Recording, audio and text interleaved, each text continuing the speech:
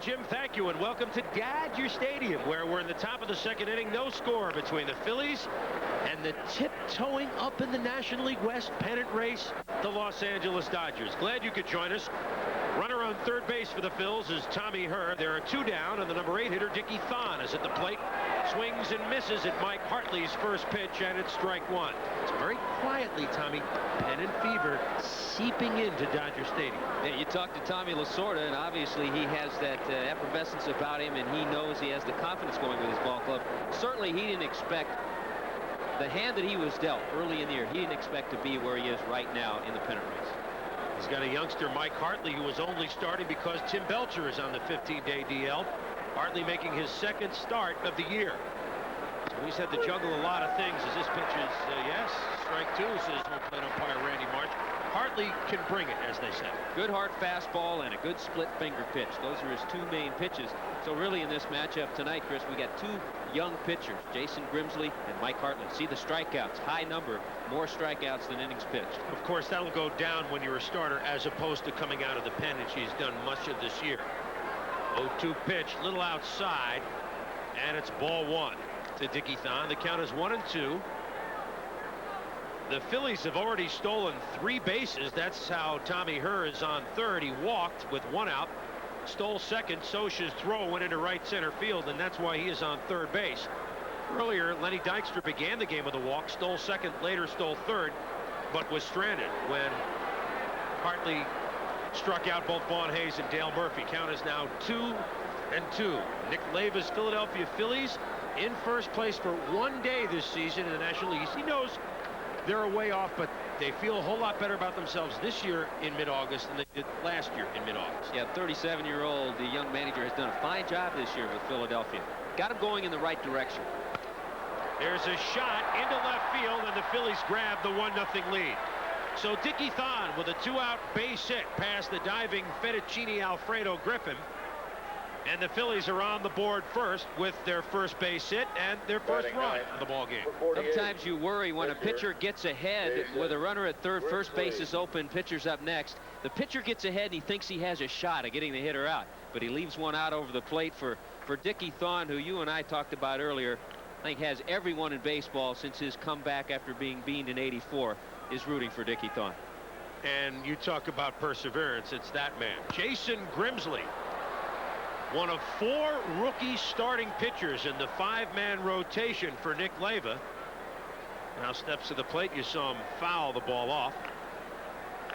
Grimsley making only his 3rd start since coming up from Scranton Wilkes-Barre in AAA. And he's hitting better than we are. He's at 250. He's 1 for 4 this year. He's really a unique type pitcher to watch work. We'll see it next inning when he takes the mound, but he's a tall, gangly type pitcher, long arms, big hands, and he kind of comes at you with wrists and elbows, and he gives the hitters an odd look when they step in to face him. Just turned 23 on August 7th. That pitch is inside. It's 1-2. And the little one-liner that we said is, we're sorry we came to you a little late. We're now 5 for 21 this season. That's below 250. Grimsley is hitting better than we are. That run, by the way, that Hartley allowed, the first run that he has allowed in the last 16 and a third innings. So Phillies doing something to get to it. And Grimsley with a little flare coming on is Gibson, and he makes the catch. But the Phillies score, and heading to the bottom of the second, 1-0 Philadelphia.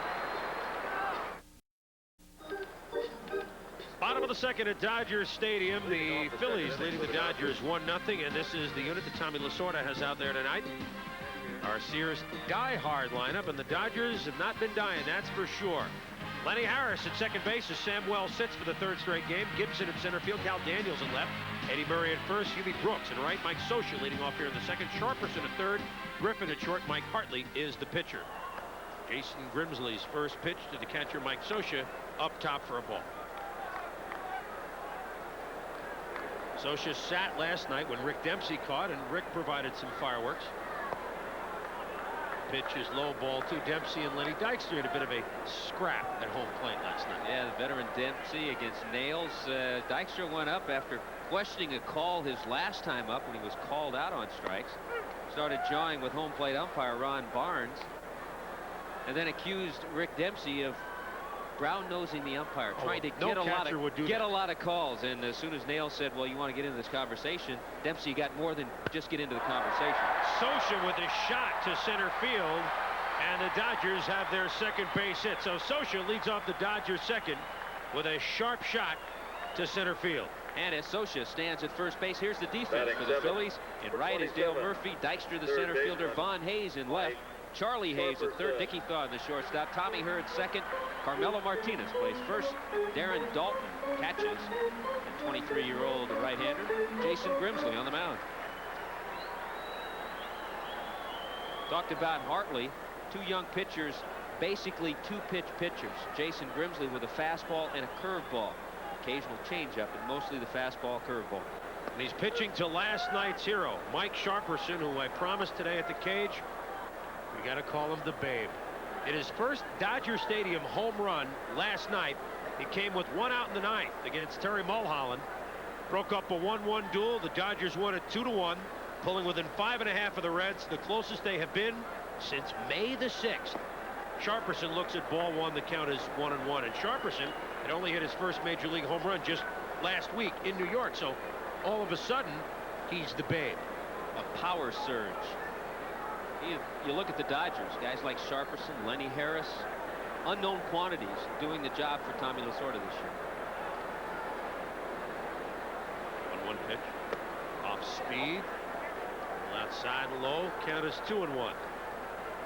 Yeah, what production they've got. Normally Sharperson and Harris split the third base duties, and they're both hitting over 300. I mean, if Tommy Lasorda could have looked at his crystal ball as positive a guy as he is, I don't think he could have predicted that. That's what you talked about before. 3-1.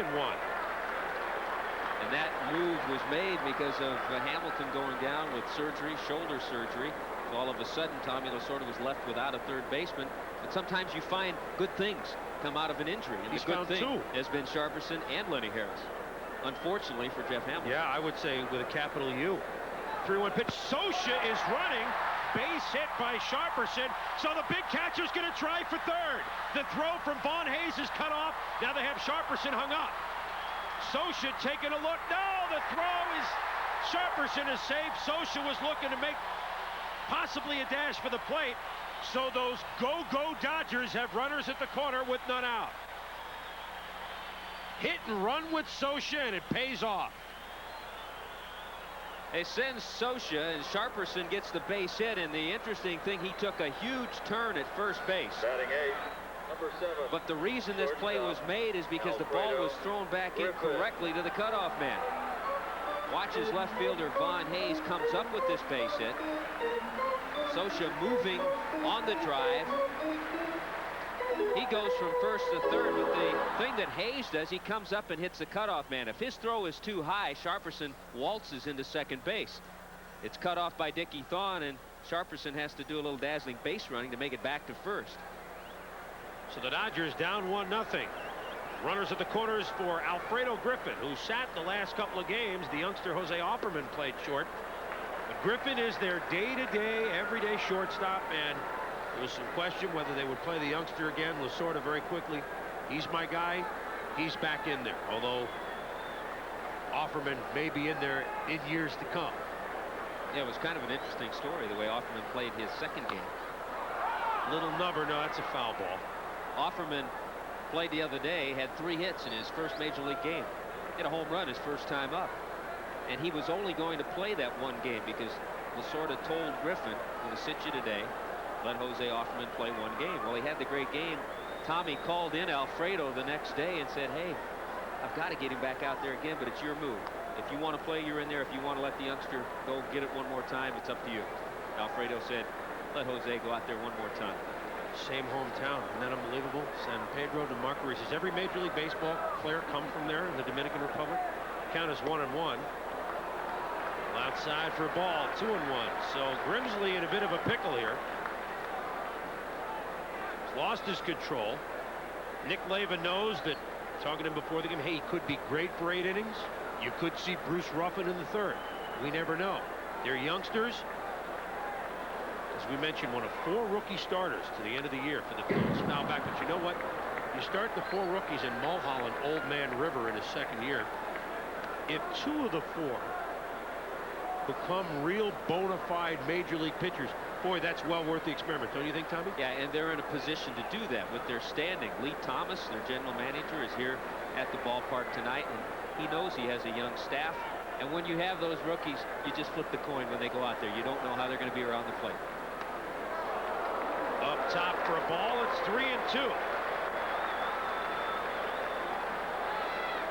But it also has made a couple of left-handers, Dennis Cook and Bruce Ruffin, wonder about their position. They're in the bullpen. Cook started out 5-0 this year as a starter.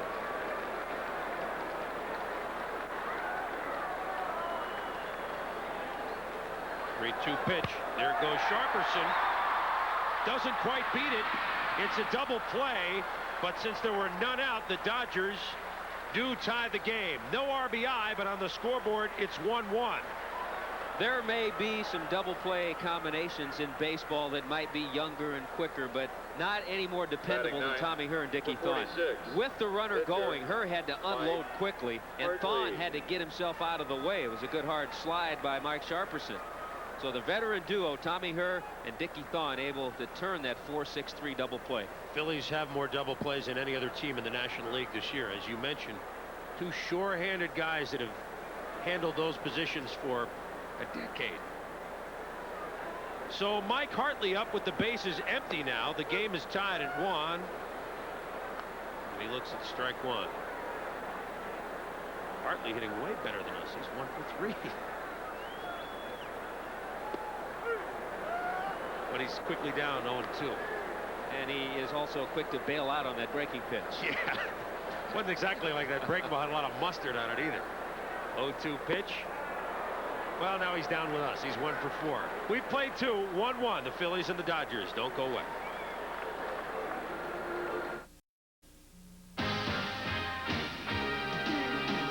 ESPN Baseball Tonight, brought to you by Ford and your Ford dealer. Have you driven a Ford lately?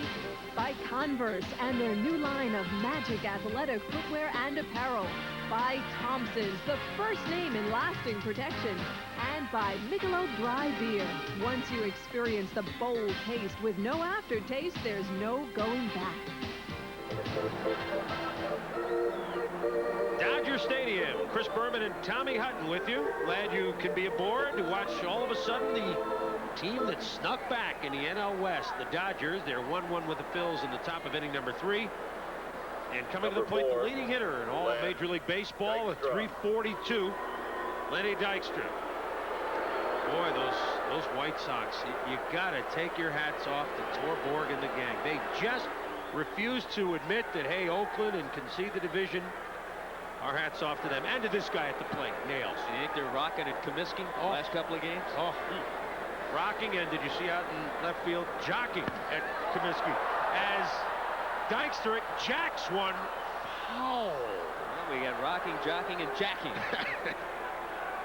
Something that Lenny can do. I think a lot of people see the average, and he always has possessed occasional pop, and with his added girth this year, about 20 extra pounds, which he says has really helped this time of the season. He's also hit well against the Dodgers. Well, he's hit well against everybody. Even though Dykstra got that great start, was hitting over 400, and there's another base hit, drops in front of Cal Daniels in left. A lot of people figured he wouldn't even end up at 300. Well, they were wrong. So our Sears diehard lineup, the Phillies tonight, begins, of course, with Nails. Lenny Dykstra on base for the second time tonight. He walked in the first. Darren Dalton, the catcher, coming up now. Von Purple Hayes in left. Dale Murphy in right field. Doesn't he look funny in Philly burgundy? Charlie Hayes at third. Tommy Herr at second. Carmelo Martinez playing for Kruk tonight, who has the night off at first. Dickie Thon at short. Jason Grimsley is the pitcher. Darren Dalton. Pop first. His first time up, and pops one to right field. Hubie Brooks has room. Dykstra gives it a semi-tag, and the ball gets away, but Dykstra will stay on first base. So one down. Von Hayes coming up. Let's head east to John Saunders. Mets and the Padres. Mets are down big. Howard Johnson trying to get them back in. sends it out to left center field. But watch Joe Carter backhand it on the dive, on the slide, and get it back in. The Mets are being shut out. It's 7-0 in the fifth. Back to Chris and Tom. All right, John, thank you. So the Mets could pick up a game on the Pirates. Are they going to win? But they have their work cut out for them. Here's Von Hayes, struck out in the first inning.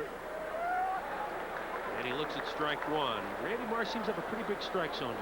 Yeah, we also have to keep our eye on Lenny Dykstra. You mentioned before, the Phillies have already stolen 3 times off Mike Scioscia, so they've shown they're not afraid to take advantage of Scioscia and make him throw back there. If Dykstra stays put. Well, he stole second and third. He now has 27 stolen bases on the year. One thing people forget about Nails, 3 of the last 4 years he's had 30 or more stolen bases, so he can move. Yeah, and a good percentage rate. His career is 80% in steals. 0-1 pitch. Ball one. A different situation too with the left-hander up there, Von Hayes. You could say, well, big hole on the right side, so maybe Dykstra would stay put. Larry Boa, third base coach, maybe flash the steal sign. But that's what Dale Murphy has done to this lineup. He's made a difference because Murphy is up next. And I talked to Hayes about it. He has already seen different type pitches. Pitchers are working him a little differently with Murphy in the lineup behind him. I like the top 5 or 6 hitters, and even her, her hitting 6. They at least have something to build on here. And Murphy will probably have a much better year next year. He knows where he's going to be. There's no uncertainty. They feel very, very confident about what's coming up for them. They're only 5 below 500. I mean, that's not that bad. It's not as if they're buried at about the 400 mark. 57 and 62 at the Phillies. 1-1 pitch, outside ball 2. They only won 67 games all of last year. It's funny, the dugout assistant to Nick Leva, Hal Lanier, talking about, well, I hope I have another chance to manage some days. Hayes, of course, here's his number since Murphy. I said, well, we looked over at Dykstra and said, wasn't for that guy, you might still be there, because they probably would have been in the World Series. Dykstra had that big playoffs in '86. There goes Lenny, swung on and missed, and the Phillies have stolen their 4th base. Dykstra has his 3rd, and again the ball gets away, and Dykstra will go into 3rd base. So I guess you got to give that error to Scioscia again, Tom, which would be 4 stolen bases and 2 errors against Scioscia. Watch Scioscia with the big swing of Hayes. He steps. Hayes doesn't get in the way. Scioscia just uncorks a bad throw. Sinking and going away from Griffin. And Dykstra gets a good jump. See the kick by Hartley. Lenny off and running in good acceleration. Probably would have been safe with a throw right on the money. So Scioscia came into this game with only a 29% ratio of throwing runners out, and that's gone down. He is normally one of the best defensive catchers in the National League. As you mentioned, we'll get to it after this pitch. 2-2 pitch to Hayes, lays off the outside pitch. You mentioned it. Big kick by Hartley. They have scouted. They know they were running from the get-go. A lot of scouts. That's why you have advanced scouts, and it's something that you pick up a lot in young pitchers. They're just getting their feet wet in the big leagues, and they have things to work on, and many times one of those things is a move to the plate quicker to allow your catcher time to throw a runner out. 3-2 pitch. Hayes lays off, and there'll be runners on the corners for Dale Murphy. Number 3, Dale Murphy. So Tommy Lasorda sees his young pitcher Mike Hartley. He's not that young. He'll be 29 on August 31st. Dykes to the runner at 3rd base. Now Von Hayes at 1st base. Here's the Murph. All 372 home runs lifetime against young Mike Hartley. We talked about Murphy next year settling in, and I'm sure he will. Talked to him as he walked down the runway from the clubhouse today, and he's just trying to get settled. First time he's ever changed uniforms, and it's shock therapy when that happens. Most players it happens to.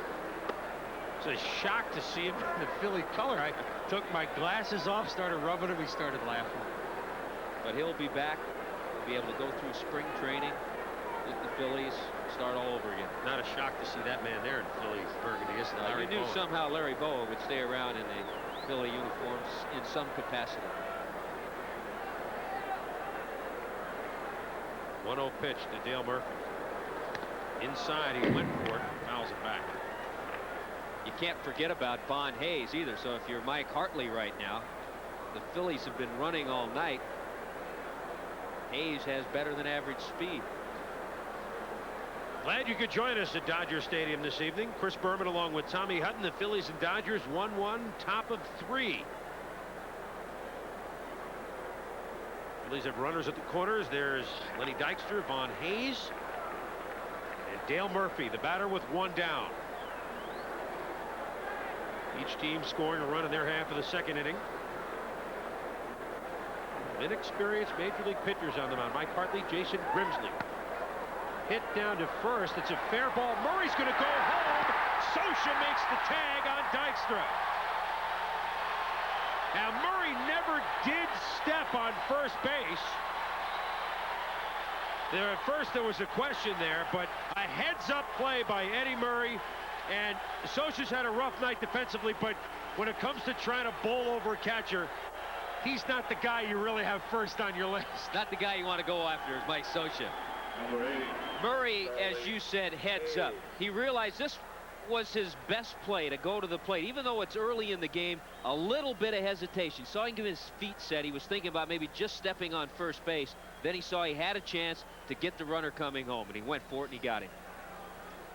Mike Scioscia with kind of like a goalie-like kick save on Lenny Dykstra as he tried to score. And swinging at the first pitch is Charlie Hayes. Skies it to Kirk Gibson.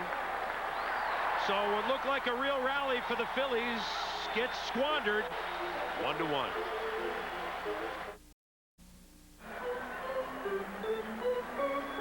The Phillies and the Dodgers. Pennant fever in Southern California. Had my California garb on tonight. The fans are...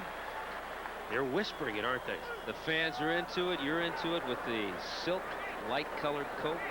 I'm going to hear from the boys back in Bristol, aren't I? Well, I had to air it out. 1-1, bottom of the third. And the top of the order for the Dodgers, Lenny Harris. Grounded at first base, lead off at first. And he's slightly behind 0-2. Well, they're trying to sneak us on camera. Don't wait those 2 minutes anymore like they used to. Glad you could join us here from Dodger Stadium. I think it was your jacket. Yeah, that was it. It said move it along. Harris moves it along right past the right ear of Jason Grimsley. So the Dodgers, as they did in the second when they scored their run, start the inning with a base hit up the middle. Kirk Gibson. We've talked about Sharperson and Harris, the job that these two guys have done. Lenny Harris with a rope right past Grimsley, and at 23 years of age, you don't want to take one of those off the cheek. But Grimsley, tough, out of Cleveland, Texas. He's seen a few of those line drives go back. Where did he see them? In Cleveland. Kirk Gibson walked. Was left on base. First inning. His average quietly creeping up there. Eddie Murray not so quietly in the top 10 batters now in the National League. Brooks coming on. We mentioned the Harris Sharperson. I mean, the Dodgers, top of the lineup. If you look down at the averages, Harris near 300, Gibson now at 291, Daniels at 289, Murray at 311, Brooks at 270. They can hit the ball at the top of the lineup. Yeah, actually, you look at both of these clubs, good offensive ball clubs.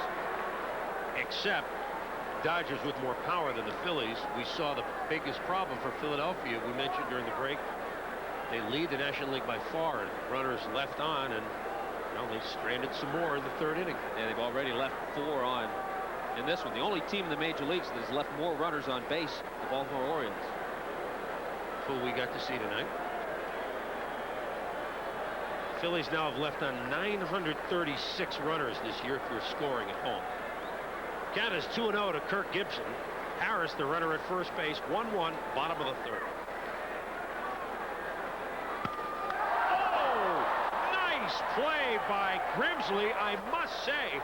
And the double play as Harris he just looked at us. I can't believe you handled that. And Gibson hit that ball on the nose. But he gets into a double play for his trouble. Well, Grimsley had a little preview of line drives on the ball that Lenny Harris hit. This one, he better get the glove up because it was coming right at him, and he reacts quickly. Well, he played a little shortstop in high school, so the reactions come back to him, and at first base, no chance for Lenny Harris. He's a dead Dodger. Well, he's got to smile a little bit. Is Jason Grimsley. Now the base is empty. Cal Daniels looks at ball one. Daniels singled in the first inning.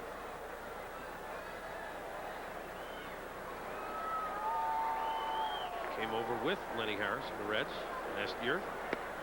Traded itself both teams. Strike one there. Duncan going over. Leary. Remember the famed coin flip with Cal Daniels? They were differing by $25,000. He and the Reds, so his agent Lou Oppenheim Took place in the parking lot. hard shot, yeah, down in Tampa. Let's flip the coin. We win, we get the $25,000. We lose, you don't have to pay it. He won, he got it, and he's gone. I think it was that Ralph Cramden coin that he used to use on Ed Norton.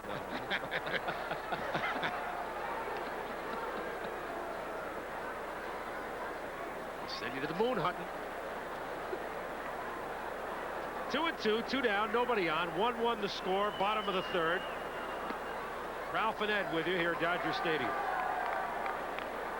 Count now is full to Cal Daniels. Eddie Murray on deck. Dodgers know the Reds have won. They need a win to stay within 5.5 games. And talking about pennant races, what about those pale holes? That's tomorrow night. Game 3 of a 3-game set in Rockin' Comiskey. Bob Welch going for win number 21 against Melito Shuffle Perez. The White Sox creeping up on the Oakland A's, and they have just hung with it. Some of you will see Seattle and Texas tomorrow night, 8:30 here on ESPN, as we continue to bring you the pennant races wherever they are. They are in Chicago. Little did we know at Ed Smith Stadium. We saw it. You talk about that Chicago-Oakland matchup. I don't know the status of Dave Henderson, but he had to leave the ball game last night. It could be a key blow. You talk about Ken Seko and McGuire and Ricky Henderson, but Dave Henderson is an important part of that Oakland A's offense and defense. Yes, sir. White Sox is 4.5 back. 1-0 pitch to Eddie Murray. Outside ball 2.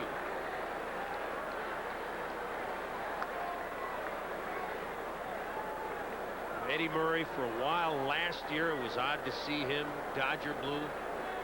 He has started, certainly has, since the All-Star break, he has been the Eddie Murray that everybody got to know, and if you're an opposing pitcher, fear in the 80s. Inside ball 3.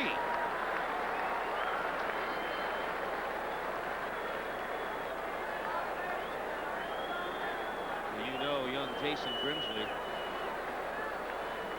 as Darrell Knowles, pitching coach for the Phillies, gets on the horn.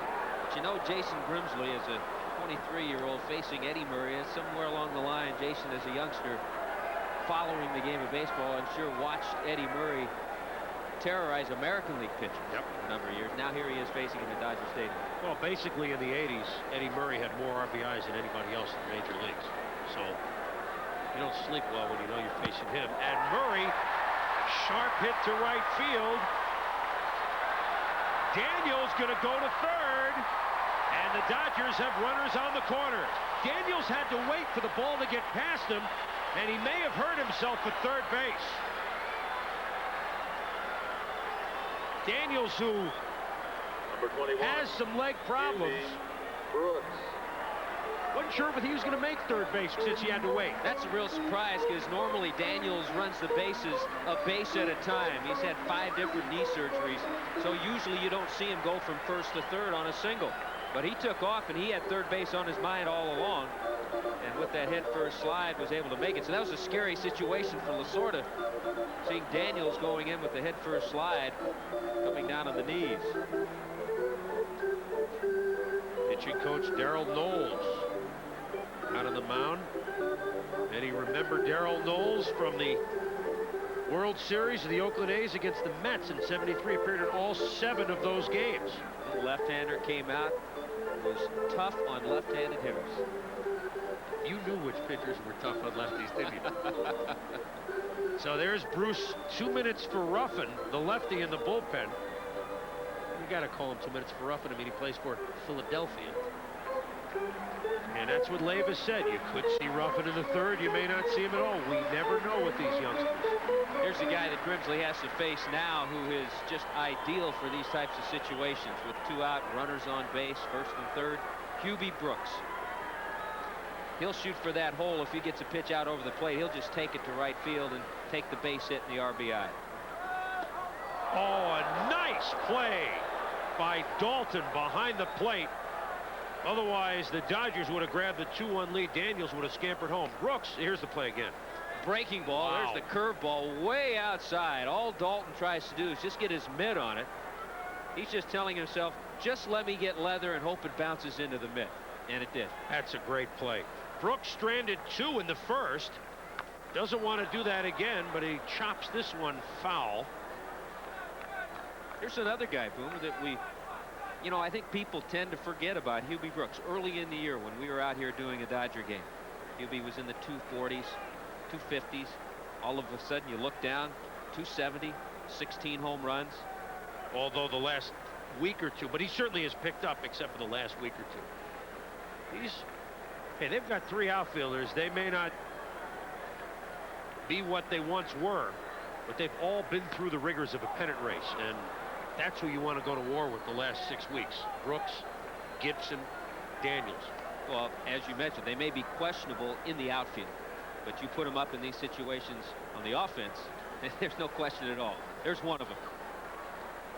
Right there. Gibson still in the game, talking about the pitcher, Jason Grimsley, how he comes set, how he can take advantage, maybe steal a base. Outside, had to be backhanded again by Dalton. So the count is 2-2 to Hubie Brooks. 1-1 the score. Runners on the corners for the Dodgers. Grimsley trying to pitch out of another pickle, as they say. Off speed, and the count is full. So that, of course, will have Murray running on the pitch. And a gapper could play to pair. And he could hit a gapper, as you mentioned. Murray is already halfway there.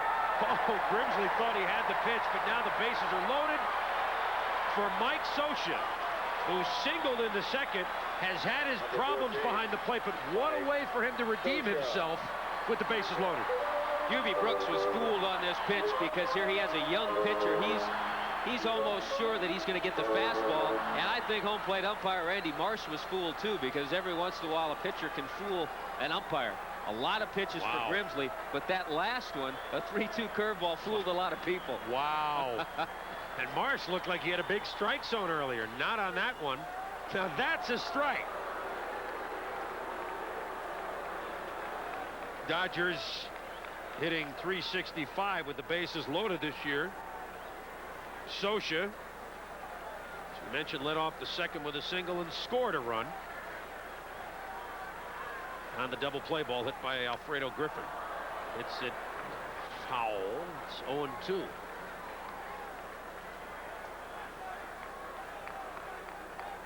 That number is fine, but just strand a couple more. Of course, the Dodgers have stranded 25 in one game this year, haven't they, against the Braves? And that's obscene. Phillies stranded 20 last Tuesday against the Giants, as we are well aware. 0-2 pitch. Foul. Scioscia always has enjoyed playing against the Phillies. He's a Philadelphia native. Grew up in Upper Darby, Pennsylvania. So every time he's been able to match up against this ball club, he enjoys it. They may not enjoy him if he comes through the big base hit. Count is 0-2. Bases full of Dodgers. 1-1 game. Scioscia barely staying alive. By the way, that 3-2 pitch that Grimsley dropped in that was ball 4 that was close. It'll make the other hitters think. Scioscia was on deck when he saw that. So now, depending upon how the count is, he's behind now 0-2, so he has to be alive for anything. But it'll make you think, because you've just seen him throw a 3-2 breaking ball when you didn't think he would. Sosier's on deck going back for the shin guards on that pitch. Daniels at third, Murray at second, Brooks at first. That's inside. Ball one, 1-2.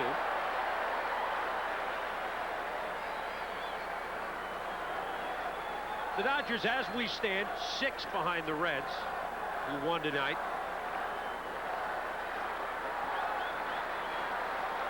Socia with the bases loaded, 5 for 13 with 14 RBIs. 385 clip. It's down to the count 1-2 against Jason Grimsley. Socia will give a little too. He's only struck out 22 times. He'll just try to make contact.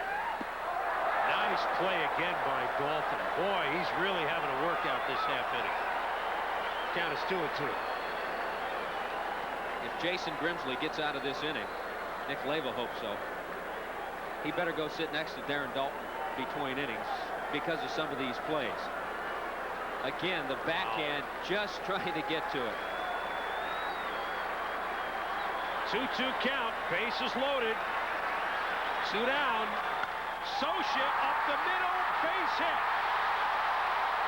Here's the throw from center field. It's a poor one by Dykstra. 3-1 Los Angeles.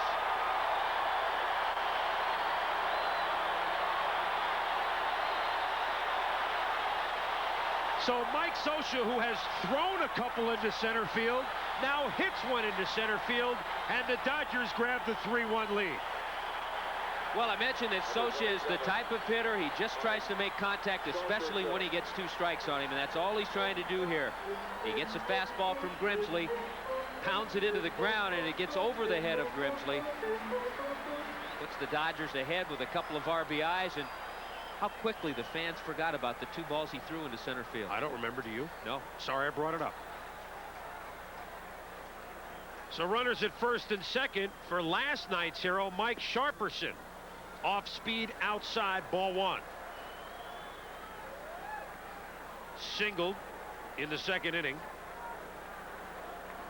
He's hit 2 homers in his last week after hitting none in his first 445 at bats. So he's on a tear, and he laces into one to left. Vaughn Hayes is there, though. And the rally is stymied, but not until Los Angeles picks up 2. We've played 3, 3-1 LA.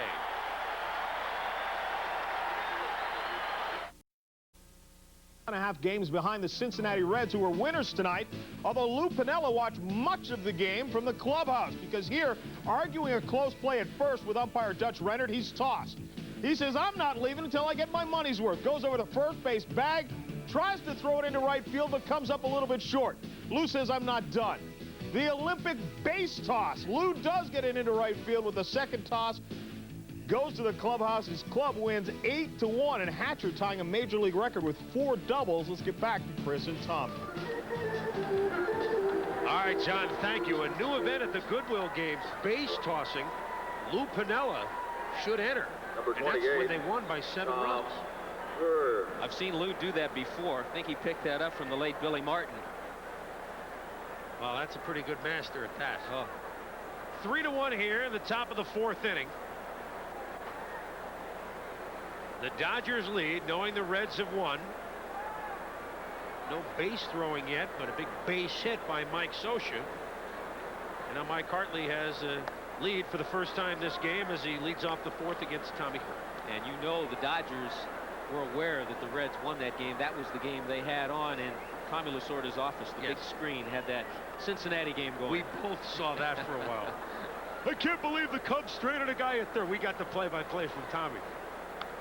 Fouled back by Tommy Herr, who, you know, this term is overused some, but in describing Tommy Herr, I feel very safe to say you're looking at a professional. Agree? No argument from this side. He comes out, does his job, talked about the combination between Tommy Herr and Dickie Thon up the middle for the Phillies. Tommy Herr enjoyed the chance to play for Philadelphia. I mentioned Mike Socia from Upper Darby, Tommy Herr from Lancaster, Pennsylvania. Happy to be back home and playing for Philadelphia. He's playing for a guy that he knows, because Nick Leyva was a coach for both first base and third base under Whitey Herzog with the Cardinals. There's young Grimsley. Down 3-1.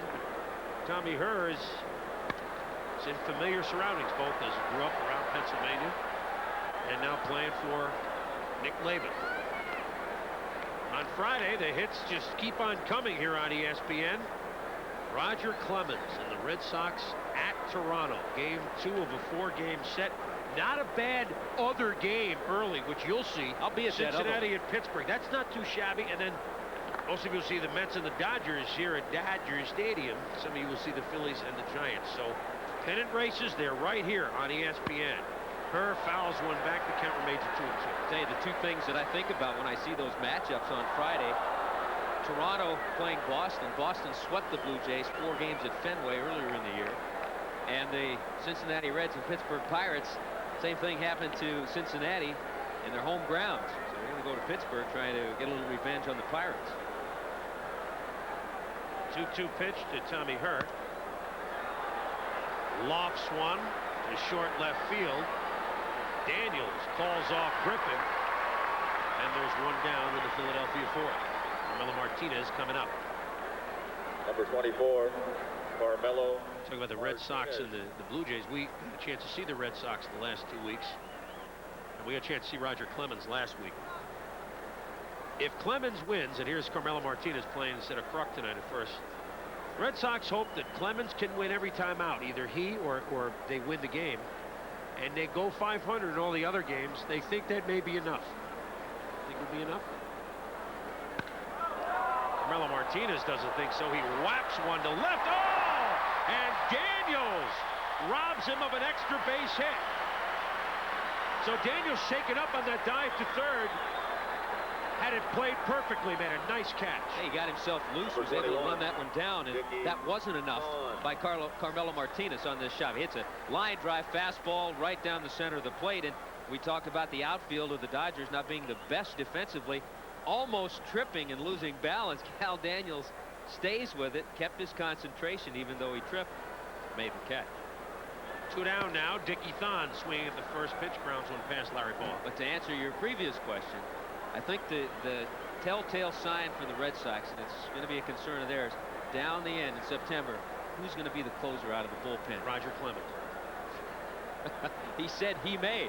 He said he might. We were just joking in that long interview we had last week. He says, if we're in the race, and it's the last 2 weeks, and they want me to come out in between starts, I will come out of the pen. Tell that to some of the other players. That's Dave Hollins on deck, so that'll be all for Grimsley if Thon gets aboard. Fouls back and told that to Wade Boggs and some of the other players. They went, oh no, that's not what we need out of Roger Clemens. That's been a tough night for the young right-hander. Over 70 pitches thrown by Jason Grimsley in just 3 innings. Well, he'll learn. 4 rookies, you're going to have nights like that, as you mentioned. 1-2 pitch to Thon, and Hartley strikes him out. So 1-2-3 inning for Mike Hartley, going to the bottom of the 4th. 3-1 Dodgers. At Dodger Stadium in the centennial year of the Dodgers, they honor at every home game a former Dodger great. And this moment between innings, I don't know who the guy in the tie is, but tonight's honored Dodger, Tommy Hutton, and there's Dad working behind home plate. It's good to see George. How about that, huh? 76 years young. And speaking of young, what's this? 19 years young, right there. Where's the hair? It was the year, well, when you wanted to make a good impression with the organization, you got it cut real short. Also played for Tommy Lasorda for many years. Signed he was the scout that signed me. He used to want us to keep that hair shut. Very close, and speaking of close, Nick Lavin wants to keep this game close. Yes. Here's Bruce Ruffin. Number 7. Even though he will bat first, Griffin. Bruce Ruffin is the new pitcher. It's fitting that you're honored on a game against the Phillies, which is really the team I think you feel. You grew up in L.A. and signed by the Dodgers and played with them some. But am I right in saying the Phillies are kind of the ball club you may have the closest professional ties with from playing days? I think so. Good memories with Philadelphia. Alfredo Griffin fouls one back. Good memories because there were some good ball teams I was able to play with there. Won the East. These Phillies in 1990 are trailing the Dodgers 3-1 here in the bottom of the 4th.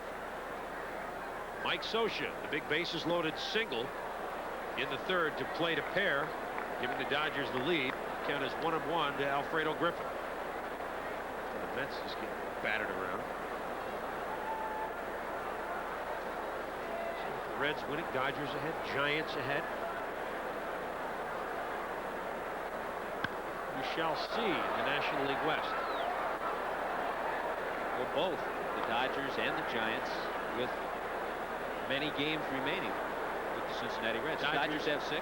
Giants have 4. They each have, well, the Dodgers have 3 here, then 3 there. Giants just have a pair of 2-game sets. 2 and 2. And of course the Dodgers and Giants, much to the Reds' delight, play each other home and home again.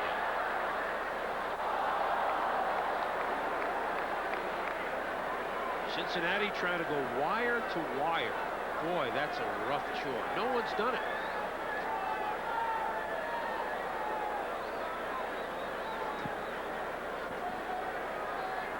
Count is 1-2.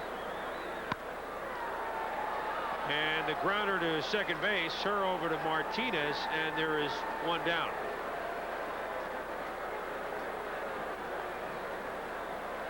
Well, we've seen Number Jason 46, Grimsley struggle. He's Mike out of the game now. Hartley. The gentleman coming to the plate, Mike Hartley, maybe settling down a little. So all Bruce Ruffin wants to do. It's been a struggle for Ruffin this year. He was in the starting rotation earlier, one point of the season back in June.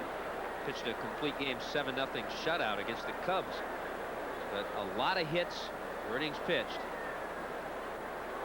And he just hasn't gotten the consistency this year. They'd like to have him in the rotation, but it just hasn't been steady for him. We're going to go with the rookies to the end of the year. Here's Hartley, 0-1 pitch. He bounces that wide of first base coach Van Hines in the camera box. Pat Combs, really the ace of the staff. Rookie. Mulholland in his second year. The only non-rookie in the starting rotation. As Hartley strikes out for the second time. Now, we talked about the Dodgers and the number of games they have left with the Cincinnati Reds. But the other thing that they have to be concerned with, in their home record, they've played a lot better here at Dodger Stadium than they've played on the road, even though the batting average about the same. Pitching's better. And they have more road games from this point on than they do home games. So that will be a concern of the Dodgers. Lenny Harris, 1 for 2. Swings at the first pitch. Little number going to be, well, Martinez now makes the play. Thought it would be tougher than it was. So 1-2-3 inning for Bruce Ruffin. Heading to the 5th. 3-1 Dodgers.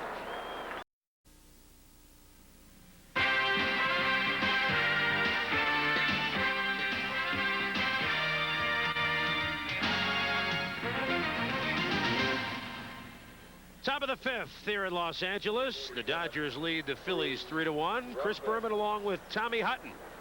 The standing ovationed Tommy Hutton. Signed by Tommy Lasorda. Ruffin will bat for himself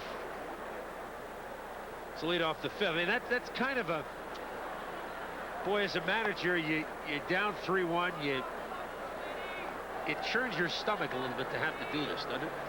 Well, he didn't want to make the double switch this early in the game because he wants to get some innings out of Bruce Ruffin. I'm talking about Nick Lavin, the Phillies manager. So that's why Ruffin has to come in and bat. Talking about Roger Clemens earlier, maybe going into that relief role. Jeff Gray is going to be doing that for a while, but Bruce Ruffin could probably answer that question. I'm sure he has seen Roger Clemens come back on 1 or 2 days rest in their University of Texas days. He certainly has. You think they had a pitching staff, by the way, when they won it in '83? The University of Texas Longhorns. Clemens, Swindell, 3-0 pitch. Schiraldi. Yes, Schiraldi. Ruffin. Think they might have gotten a few college batters out? Yeah. 3-1 pitch. Now it's 3-2 after Hartley went behind to Ruffin 3-0. And here's Lasorda sitting over there going, wait, what? We have a 3-1 lead. What are we doing here? But now the count is full. And Ruffin with a little flare that gets it with even more flare. Makes the catch in left center field. A flare by Ruffin and some great flare by Gibson.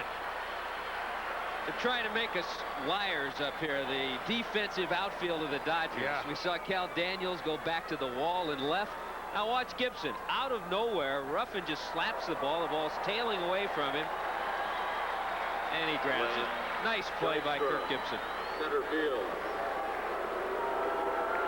The boos you hear are not because they're playing the replay on the scoreboard here at Dodger Stadium, but it's for Lenny Dykstra, who got in a fight at home plate last night with last night's catcher Rick Dempsey. Both were ejected from the game. There's a pretty quick takedown that Nails made on Dempsey. He's 1 for 1 tonight.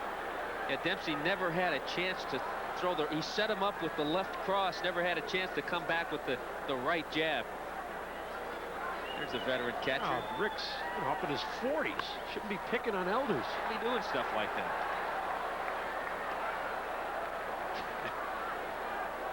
Nails, that's the way he plays. I think one of the best comments I've heard all year is from Andy Van Slyke, the fine center fielder of the Pirates, describing playing center field after Dykstra's been out there like a toxic waste area with all the tobacco and the other stuff. He says playing center field in the same game with Dykstra, you could get cancer out there. It's one of the funniest things I've heard in a long time. Especially on AstroTurf. It doesn't seep down into the grass. It stains. He's got the major league chaw. And that tells it all. Only 10 games has Nails not reached base. A hit, walk, hit by pitch, error, somehow.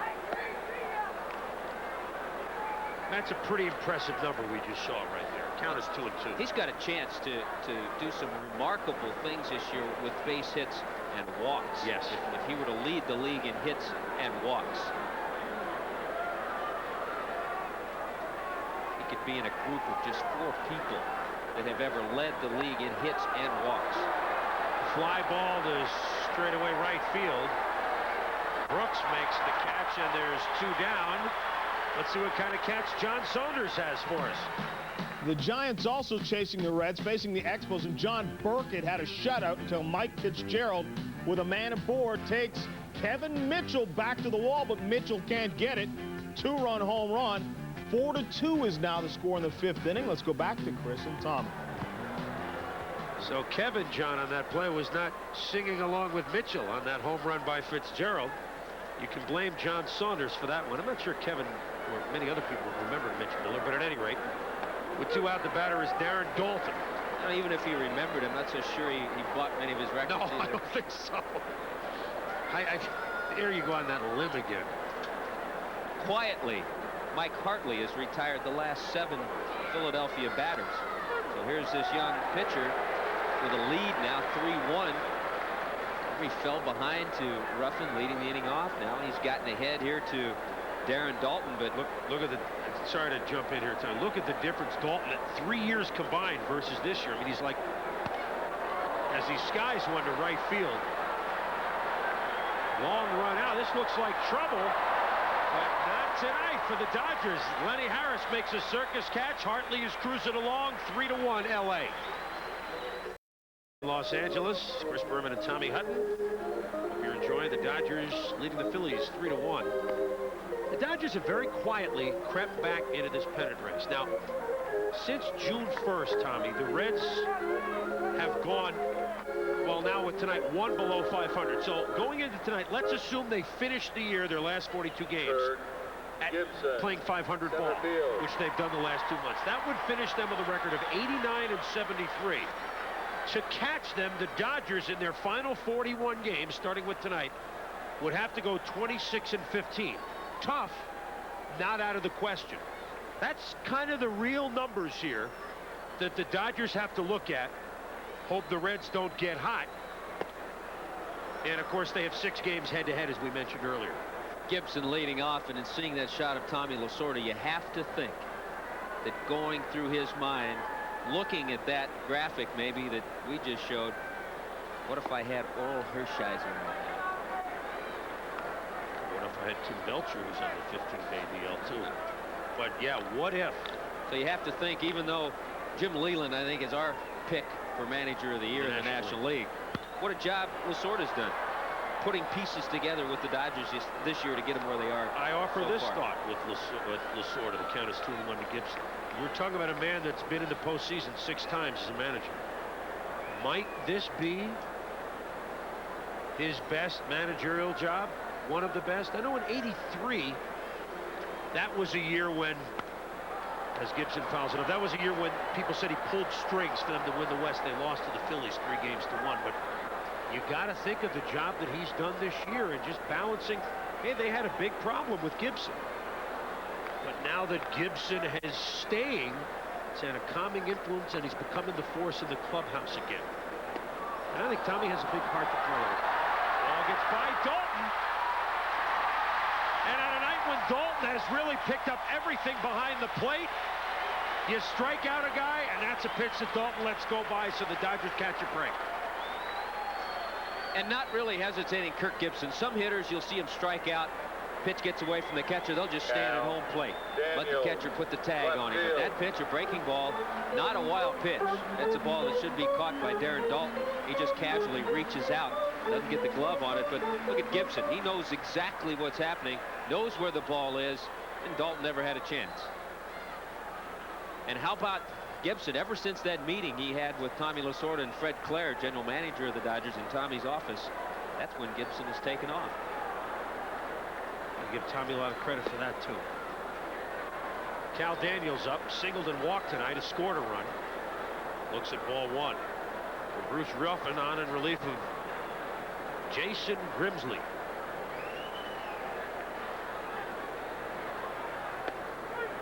Here's strike 1. Grimsley looked good for an inning or two, but then lost it in the 3rd. He looked more like Ed Grimley as he gave up 2 in the bottom of the 3rd inning. Socha with the big hit. 3-1 is where we stand. Bottom of the 5th. Dodgers lead the Phillies. Daniels past the diving Tommy Herr. Hit so sharply that Gibson will have to stop at second base. So with none down, the Dodgers with a pair aboard. Tell you, when you're an outfielder and you have Kirk Gibson on the bases, you have to be heads up. You have to field the ball cleanly, because as soon as Daniels got this line drive base hit, he's such a good hitter. Left-handers don't bother him at all. Gibson, who had to hesitate just a second to make sure the ball got by her. Gibson put his head down and took about 3 or 4 steps by the bag at second base to put the pressure on Dykstra in center field. 2 on, none out for Eddie Murray. Not a relaxing situation for Nick Leyva. A little bit of a reunion here for Nick Leyva as he comes to Southern California. He went to Laverne College, about 40 miles southeast of here, and his coach was first base coach of the Dodgers, Ben Hines.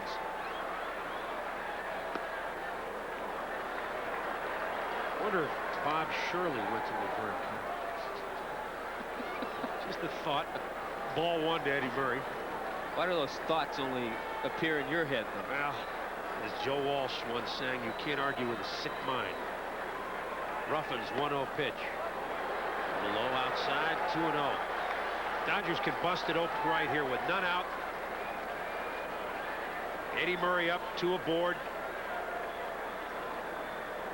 Over the years, always compare switch hitters, and it seems like one side is better than the other, but Eddie Murray has always maintained a pretty consistent balance. Left-handed, right-handed. This year, 291 as a right-handed hitter, about 320 as a left-hander. But over his career, he's always been steady from each side. And he's been steady throughout his entire career. Greg Ackerfelds, Dennis Cook. Ooh. In the bullpen. And the bases are loaded as Murray looks at 4 balls. So the babbler, Hubie Brooks, stepping up with the bases loaded, a 3-1 lead, none down. And the Dodgers looking to bust it right here at the bottom of the 5th inning. Crowd knows it. Nick Leyva knows it. Hubie Brooks knows it. On the right of your screen, Darrell Knowles, Nick Leyva's pitching coach, and he knows it too.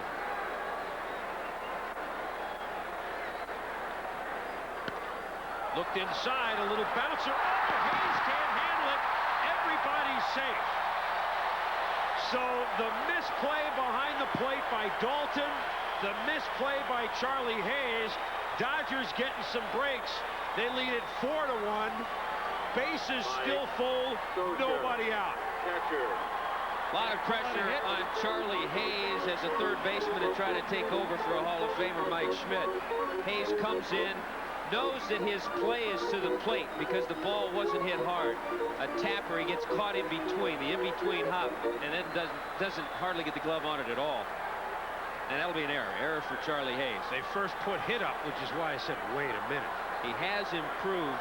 John Vukovich, infield instructor with the Phillies, has worked with him a lot. So here's Mike Scioscia, who came through with the bases loaded in the third inning, and 2 down, drove in a pair. Scioscia 2 for 2 tonight. Now has the bases loaded again. There's a strike. Count is 1-1.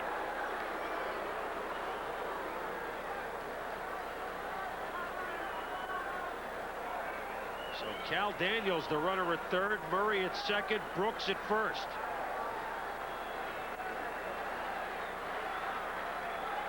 One pitch to Mike Scioscia. Foul back. And as our continuing stat crew updates, now with his hit the last time with the bases loaded, Scioscia now 6 for 14. 429 with 16 RBIs.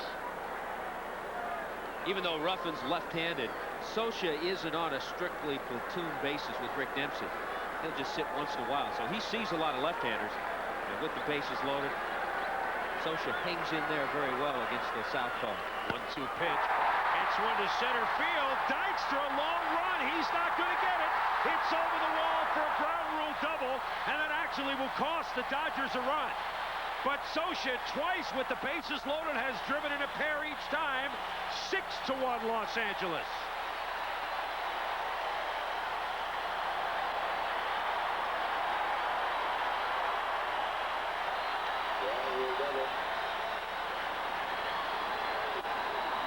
I'd say he hung in there quite well on this breaking pitch by Ruffin. Right on it, Scioscia not trying to pull the ball, fools Dykstra. Scioscia doesn't have a lot of power. Dykstra was playing it very shallow, and once Scioscia drove that ball as well as he did to left center, Lenny had no chance. And so again, remember those 2 throwing errors? I was going to say, do you remember those? When were they? Must have been last night. Leiva's going to make a pitching change. Ruffin departs. The Dodgers own a 6-1 lead, and they want more. We'll be back. Back at Dodger Stadium, Darrell Ackerfeld, the third Phillies pitcher. And he comes in to face Mike Sharperson. There's Ackerfeld's on the year. Ackerfeld's #1 draft pick by the Mariners back in '83. Bought him from the Texas Rangers, did the Phillies, at the end of March. Tell you, he's making his career high 57th appearance, but the number that really is dazzling about Ackerfeld is the fact that opposing hitters are batting just 173. Look at 45 hits in 77 plus innings. Yeah, but he comes in with runners at second and third, Brooks at third, Scioscia at second base. The Babe, Mike Sharperson, is up. 1 for 2 tonight, singled and flew to left. And he looks at strike 1. And with nobody out, the Phillies are forced to bring the infield in right here with runners at second and third.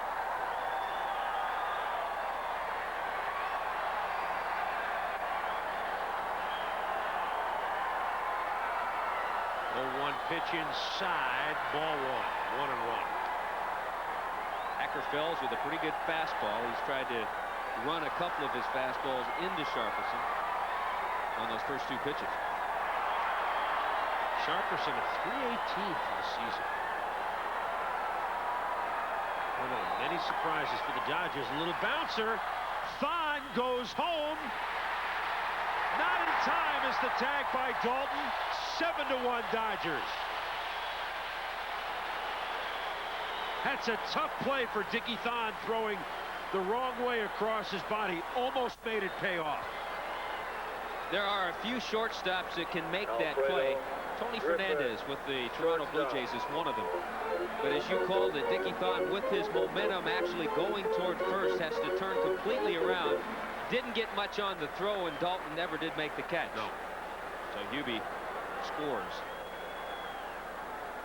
You almost come to a point in the ballgame where you wonder if Dickie Thon made the correct play. At this point, instead of trying to knock that run down, just try to get an out. At least get something going in the right direction in this inning. So still none out, and that's about a 57-footer. Dalton he's been all over the place tonight behind the plate. Runners still at the corners, 4 runs home.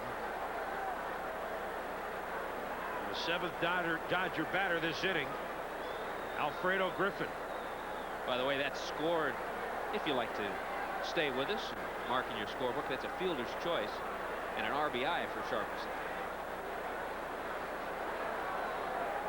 Still none away. 1-0 pitch. And that's through the drawn-in infield. It's 8-1. Griffin with a base hit plate Scioscia. And now the Dodgers are just having batting practice. This is a team that is in a pennant race. It looks every bit of the part tonight of a contender. With Griffin getting that base hit, making it an 8-1 ball game, this score gets a little more lopsided. They'll be able to bring in Jose Offerman, the young shortstop. Griffin will get a little time off. Offerman. Here we talked about the 2 errors. Scioscia's forgotten about him too. So's Lasorda, by the way. Scioscia, the hero tonight, with 4 RBIs. Actually, had that ball hit up against the wall, the ground rule double would have had 5. All 3 would have scored.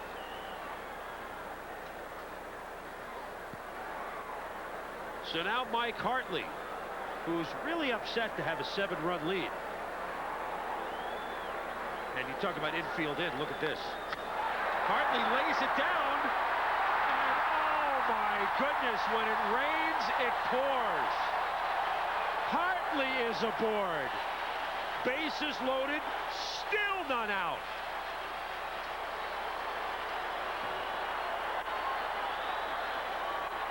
Error on Ackerfelds, of course. An error and a sacrifice because it was a perfect bunt too, dropped down by Hartley. I think more and more as you see the Dodger ball club, you see execution more often than not. Good bunting there by Hartley to drop down a perfect bunt. If Ackerfelds makes the play, though, he's able to toss him out, but because he booted it, he's charged with an error. Been a long night for the 37-year-old. I think Nick Leyva turned 38 the way this game's going. He spent a year here in Los Angeles tonight. We'll be back. Fisk pinch hitting with the bases loaded, just fair. It slows up in the water. It's a double for Fisk, but it empties the bases. The White Sox were down 1-0. Just like that, they're up 3-1, and they get the victory 4-1. They're within 4.5. Back to Chris and Tom. All right, John. Dennis Short Order Cook is the new pitcher for the Phillies. You saw a trend in that highlight there. Well, it's a good night for catchers hitting with bases loaded. We've seen it here with Mike Scioscia, and the veteran Carlton Fisk just keeps going and going. He's unbelievable. That's what Leyva hopes he can get out of Cook. Going and going. He needs some innings right here. Remember, still none out. The bases are loaded. The 9th Dodger batter here in the 5th, Lenny Harris. He was licking his chops. He was going after that first pitch no matter what. Swings and misses for strike 1. Harris 1 for 3 tonight.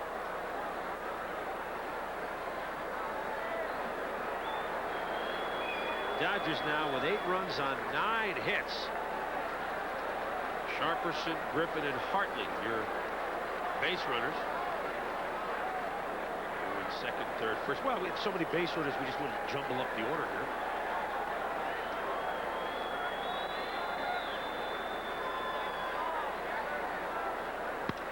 Harris, another base hit. 1 run is in. Here's the throw home. He's out at the plate, is Griffin. No, wait a minute.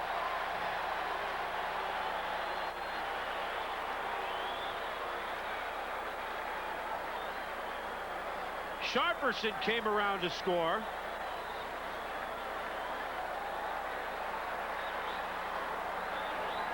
Alfredo Griffin got a great jump from second base. He was waved home by Joey Amalfitano. The throw short hops Darren Dalton. And home plate umpire Randy Marsh gave the out call, but then I'm not so sure. I think he might have changed it. A little bit of confusion. The scoreboard has yet to put up an out, but you clearly saw Marsh fire the out call, but I think the question was whether Darren Dalton had full control. You see Dalton holding up no outs. So he changed the call because I don't think Dalton had control. The ball short hopped him from nails in center field, and he didn't quite have the handle on it when he put the tag on Alfredo Griffin. Even when they get an out, they can't register it. And he began with a strikeout, but the ball got by Dalton, and Gibson got to first base. Gibson now batting for the second time here in the 5th inning. See if we can pick up the change of call from this angle. First watch Marsh. There he is. Yeah. No. What do you want me to do? Either there was no control by Dalton, or he saw that Dalton didn't tag Griffin. You know what that was? The commercial? I feel strongly both ways.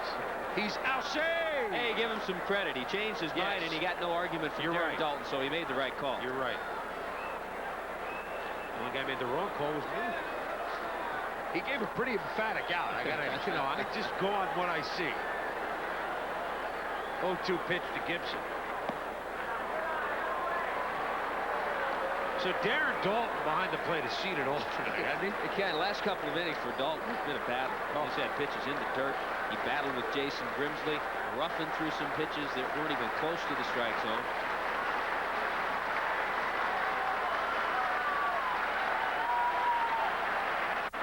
Not too often do you see a side bat around and still nobody out. We've seen it here tonight. Yes, we have. Outside, 2-2.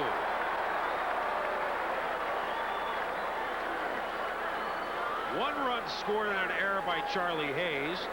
2 on a bases-loaded double by Scioscia. Sharperson a fielder's choice. Griffin an RBI single. Harris plating a pair with a single. 7 runs in. 10-1 lead. None down. The 10th man up is Kirk Gibson. And the 2-2 pitch on the way. And it's 3-2.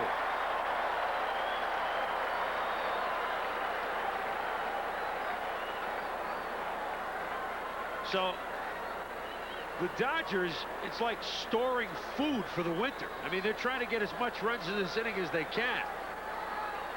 It's like a squirrel with the, with the hickory nuts for the winter. Full count to Gibson. Fouls it back. Sunday here on ESPN.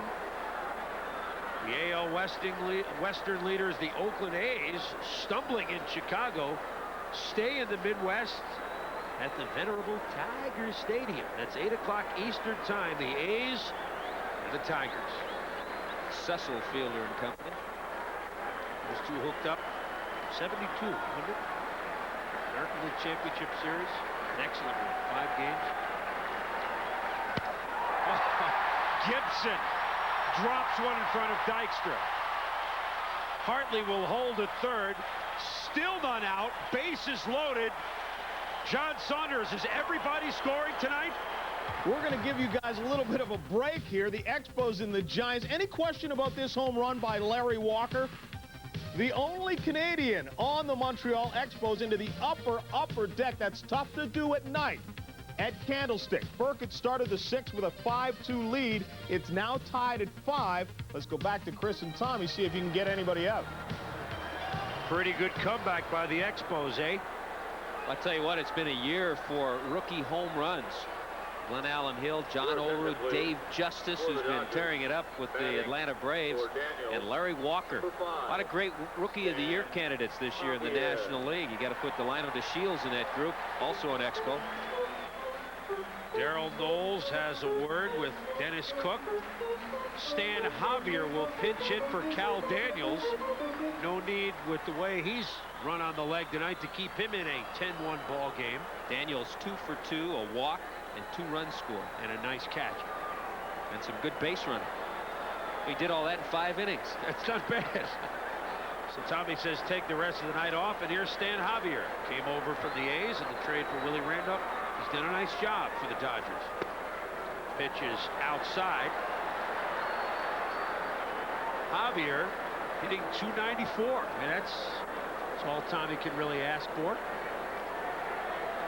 I think Javier, the type of player that he's an excellent defensive outfielder, probably the best defensive outfielder the Dodgers have. If you play him too much, then his shortcomings come forth. Get him in there a couple of times a week, he's going to be a fine player and do a good job for you. Especially if you put him up all the time with the bases loaded. Count is 1-1. So the Dodgers, knowing the Reds had won big, they're winning big. Going out on another limb, it's 10-1 with 7 runs home here in the 5th. The bases loaded, still nobody out. It's the 11th man up in the Dodger 5th. Feels like you've said that before. I'm stuttering. Slow bouncer. Hayes fires to first. Hey, there's an out, but guess what? There's another run in, and it's 11-1. Even the out wasn't a routine out because Hayes got that high hopper and didn't have a play at the plate. Because it was so high, his only option was to go to first base. The runner, Mike Hartley, the pitcher, scored. And still, he barely gets Stan Javier. So runners at second and third for Eddie Murray with 1 out. 11, the Dodgers' lucky number tonight. Hey, and here's the ball club Boomer, who's been playing 1-run games. 7 of the last 8 games the Dodgers have played have been decided by 1 run. Well, the Phillies have 1 run tonight. Their problem is the Dodgers have 11. By the way, the Dodgers have won 5 of those 7 games, so they've played well in close games. No problem here tonight. They'll stay 5.5 behind the Reds. A little number by Murray goes foul. I'll tell you what, we're seeing everybody charging around. Look at Lenny Harris. He kind of stumbled as he came across home. The Russian judge gave him a 9 for the swan dive. He'll have to go back to third, but Tommy is in love with the way this guy has played this year. The fans give him the standing. It's okay to be embarrassed when you have your club up by 10. Here it is. Here's what the Russian judge was looking at. Watch this. And like Randy Marsh, the umpire, may have tripped him.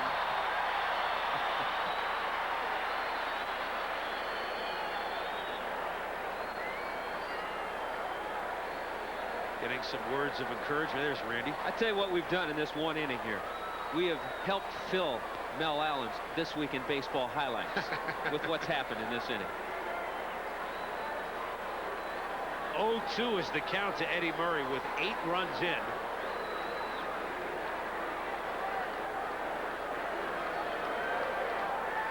Hook delivers. Murray fouls it back. You get to the point when you're a player in these games. You're the Dodgers. You go up there and just about anything you swing at, even if you don't hit it hard, something's going to happen. We've seen that. The chopper to third, Gibson broken bat single to center field.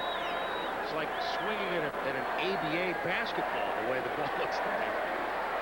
Can't miss it. The chant of Eddie, Eddie.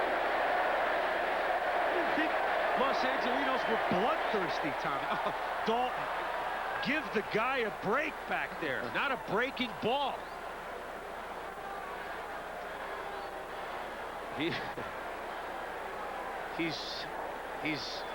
all in 5 innings tonight. Yeah, and all of this has happened when he's had runners on base, so he can't just step aside, let it go back to the backstop. He's had a battle.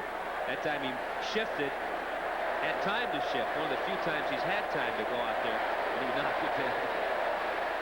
The infield's still in. And Murray with a little popper. Carmelo Martinez makes the play, and the runners hold. They're 2 down. I thought with the infield in, it would be just another little deep shot that where they at the normal depth they would have made the play, and this one would fall in, but not so. Yeah, it's hard to believe. See Gibson, second base, talking about how strange this inning has gone. He started the inning by striking out, but a pass ball was charged to Darren Dalton. Gibson reached first base, and everything else happened. Hey, you know what's happening here, don't you? They're going to walk Hubie Brooks to make the bases loaded for Mike Scioscia. Now, all he's done with the bases loaded tonight is drive in 4 runs. I have to disagree with a couple of things that are happening here. Last batter with Eddie Murray up there, with the score 11-1, I was surprised to see the infield in. Keep him back, get the out, get out of here, come back and try to win the 3rd game of the series. And this is more of a surprise. I know you're going with the percentage. You bring the left-hander up against the left-hander. The way the game is going at this point, not sure I agree with a couple of Nick Leva's calls the last 2 times. Well, Scioscia's had a pretty bad night. I mean, he's made 2 errors. And usually we don't find ourselves questioning things, strategical things in an 11-1 game. Like I said, a horrible night. And to update the continuing Mike Scioscia watch with the bases loaded. 7 for 15, 466, 18 RBIs. That's from San Luis Obispo Joe, our crack stat man. Bases loaded for Scioscia. In the 3rd, a single drove in 2. In the 5th, a ground rule double. In the 5th. What am I talking about? That's this inning. He's up for the 2nd time this inning with the bases loaded. And can the fun continue next Tuesday night? For the first time, the Hotel California goes out of state. We'll be in the Kingdome next week to see the Mariners against the Detroit Tigers. Cecil might tee off in that building. Some of you will see Texas and California. The Hotel California moves to Seattle next week. We're expanding. Will they honor our credit up there? Yeah, they like us. Scioscia, you know, I believe he's had 2 strikes on him, all the at-bats with the bases loaded, too. Yeah, he's the 14th Dodger hitter here in the 5th inning. We're already on a new page in the scorebook. It's only the 5th inning. And Dennis Cook knows that it's going to be a long night for him because no one is warming at this point in the Philly bullpen.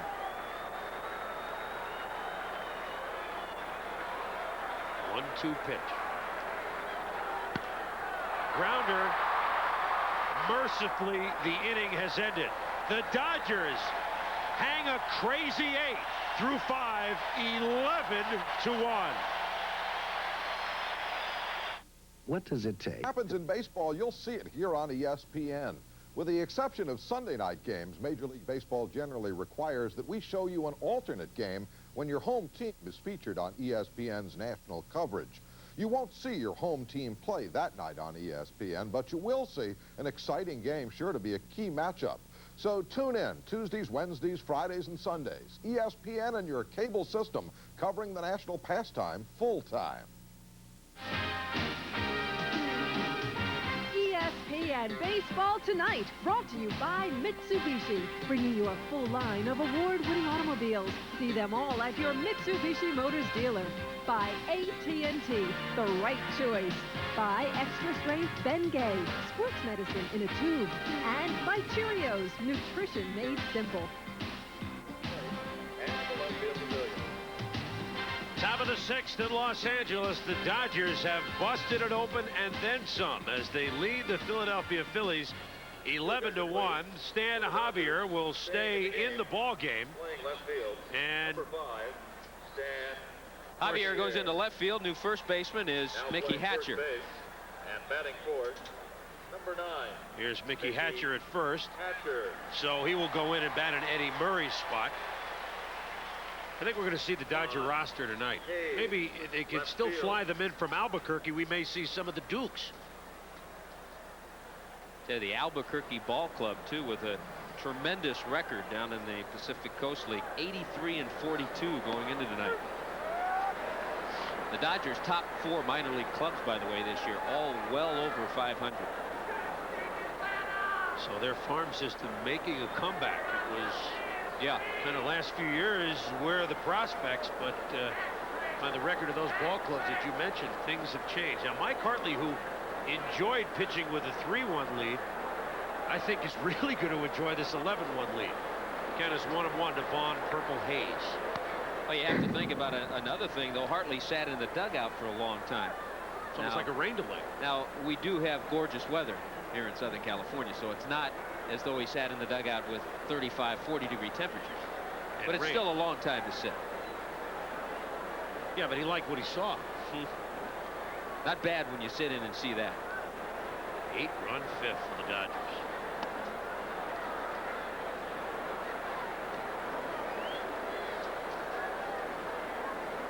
Don Ossie, veteran right-hander, loosens up for the Dodgers, so he'll probably see some work. Hartley may try to just get one more inning in. Vaughn Hayes snared by Alfredo Griffin, 1 down. Dale. I would imagine Murphy, if the right field. game continues this way, Alfredo Griffin might not be out there. We talked about Jose Offerman. Like to see him again. All right, we might get Chris Gwynn in the game. Gonzalez. Why not? Here's Dale Murphy. Tied with Eddie Murray, actually, for active players in home runs, second on the list with 372. Behind Dewey Evans. Now, you get to 400, you got to be in the Hall of Fame, don't you? There's only one man who has 400 homers who is eligible for the Hall of Fame. Of course, Reggie and Schmitty are not yet eligible. Only one man in the history of baseball that has 400 homers and is not in. Dave King. It's the only one. Well, Darrell Evans over 400 That's too, true. and I don't know Not if eligible yet. I don't think he will make, even though he's a quality player. You're right. Probably won't make the Hall of Fame. But of those eligible, is Murphy a Hall of Famer? Close. Close. He's one that you certainly will sit down and look at the numbers and ponder. He's a Hall of Fame person. We know that. He's a Hall of Fame dad. 6 children.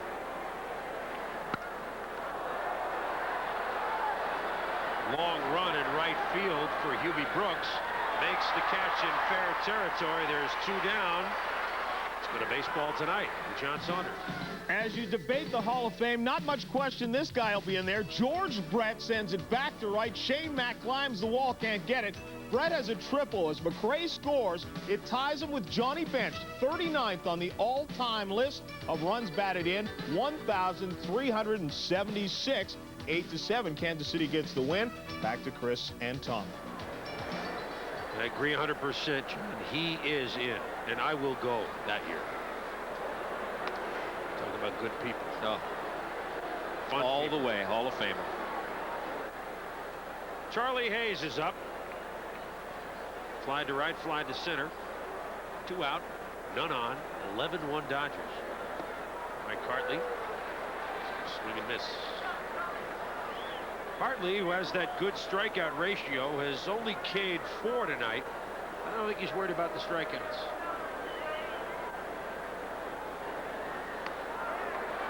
Strike 2. They adjust the 2 base hits for the Phillies. Couple of singles. One by Thon in the second, one by Lenny Dykstra in the third. That's all off Mike Hartley. So he's pitching in the spot normally occupied by Tim Belcher on the 15-day DL with tendonitis. Hartley only his second major league start. Started last weekend at Twine-Iner in New York.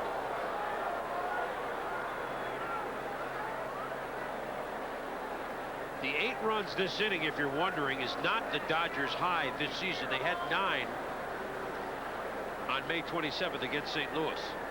But they'll take the 8. Hayes flies one to right center. It's Brooks that makes the play. Heading to the bottom of the 6th, 11-1 LA. Here. 11-1. Dodgers lead the Phillies. And if they want more, Mike Sharperson swinging at the first pitch from Dennis Cook.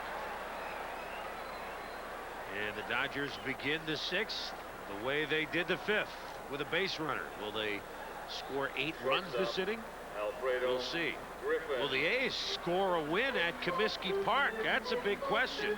4.5 the lead now. The Pale Hose looking for the broom against the defending champion Oakland A's. The champs will have the biggest winner in the majors, Bob Welch, on the hill against Melito Perez. And swinging at the first pitch is Alfredo Griffin. Dykstra makes the play, and Sharperson returns. You got a feeling we'll see a lot of first ball swinging now. Yeah, and we're also getting a chance to see the youngster who just came up from Albuquerque, the AAA ball club of the Dodgers, Jose Offerman, shortstop, who in his first major league game had 3 base hits. First time up, hit a home run. And the oddity about that, he hadn't hit a home run all year and over 400 at-bats in Albuquerque. You know what? When he, after going 3 for 5 in his opening game, went 1 for 4 yesterday, his average fell by over 150. He's now down to 444. The main thing that he needs to work on is his defense. He needs to get a little more aggressive, and you couldn't have a better one working with him. Bill Russell, Dodger infield instructor. Offerman swinging at the first pitch. Even though he's a rookie, the veterans are saying, hey, let's play like we're double parked outside the ballpark. There's 2 down. Let's go to John Saunders, who's never double parked. Expos double parking the Giants. They were down 4-0 in this game, tied 5-5 in the 7th. Dave Martinez to Will Clark, usually sure-handed, can't field it. The error allows Spike Owen to score, his 11th error of the season, and the Expos all the way back to take a 6-5 lead now in the 7th. Back to Chris and Tommy. Your attention, please, for the Dodgers. All right, John. Batting for Harris. Thank you. The number 10. Giants behind now, knowing the Reds have won. The Dodgers will win. And Offerman was batting. Here's Juan Samuel. Offerman batted for the pitcher Mike Hartley, which means Don Ossie will come up. Samuel sitting for the 3rd straight night. And seeing him up against his former mates, this is tonight's trivia question. Juan Samuel is one of 4 active major leaguers who have stolen 30 or more bases for 3 different teams. Think about the other 3. Samuel being one of them. Did it with the Phillies. Did it in his short stint last year with the Mets. Had over 30 with the Mets. Has done it with the Dodgers now. So he struggled everywhere else. He still can steal the bases. Think about it. We'll have the answer we promised in the next half inning. 3 other active major leaguers. 30 or more stolen bases with 3 different teams. Samuel pinch hit in the ball game last night between these 2 clubs. Had a triple. But I talked with him briefly, and I really get the feeling that as a free agent, which he will be when this season ends, that he won't be back wearing the Dodger blue. I just think he'd like to go elsewhere. He's handled his troubles this year very well. Yes, he very has. Classy. Because it's been a terrible season for him. He'll admit it. He struck out a tremendous amount of times. He hasn't hit for the average. He hasn't been the productive hitter that they'd hoped he'd be.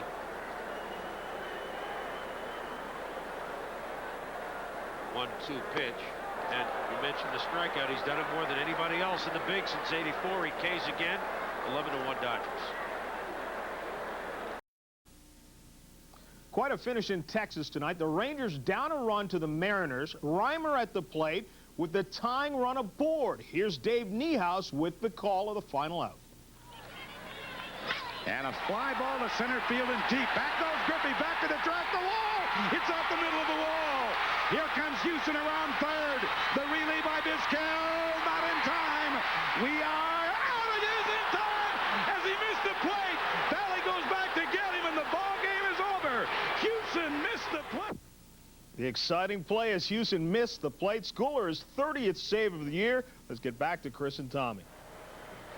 Boy, all sorts of changes at home plate tonight, huh? For the Dodgers. Good, I wasn't the only announcer Number fooled. 22, John. Hey, we'll get a chance to see Dave Niehaus Yeah, we next will. week. We're looking forward to our trip to the Kingdome. Well, we told you that you'd probably see the entire changing Dodger team, and we're right. Don Ossie, the new pitcher. Rick Dempsey behind the plate. Juan play it again. Samuel stays in at second base. Let's put him back up there for a moment. Jose Offerman stays in the ball game and is at shortstop. Well, you'll have to trust me. Jose Gonzalez is in center field. Chris Gwynn is in right. So let me go the other way. The only Dodgers who have started the game and are still in there is one, Mike Sharperson. He's the only guy that started the game. And there are no Dodger extra men left on the bench. The bench has been cleared. Ground ball to Samwell. Throws out Tommy Herr. That's the first putout recorded at first base tonight by the Dodgers, oddly enough, in an odd game. Carmelo Martinez. Here's Don Ossie, who has more comebacks than Larry Holmes. Hey, what a night for Mike Hartley. 6 strong innings, gave up just 2 base hits to the Phillies, the 1 run, and 3 strikeouts and 3 walks. Hey, his record's going to go to 5-1. Not too bad. Throwing in the Phillies bullpen, Joe leave it to Baver. Foul back. Dempsey's going to give it a run. Don't think he's going to get a lot of help from the Phillies dugout after last night, do you? I think as he was running over there, he was taking a peek to see if Dykstra was nearby.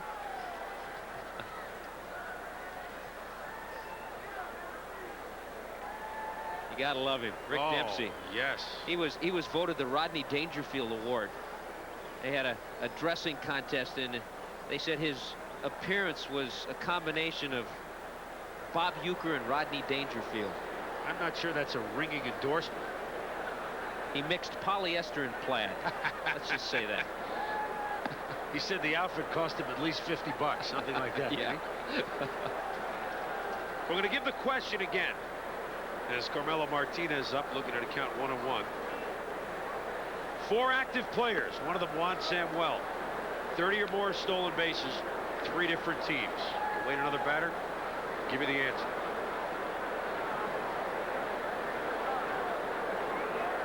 Appreciate those of you that have stuck around tonight, so we'll give you some testers. Martinez with the fly to right. This is Chris Gwynn. No, it's Samwell going out, making the play. And there too. Now, you got an idea, Tommy? I wish you wouldn't show me the answer. Well, sometimes I like to ponder. All right, okay. I was going. There's a great surprise, one I would have never gotten. Well, one, Brett Butler, we should get. Atlanta, Cleveland, and the Giants. Dave Vodka Collins. That was the surprise.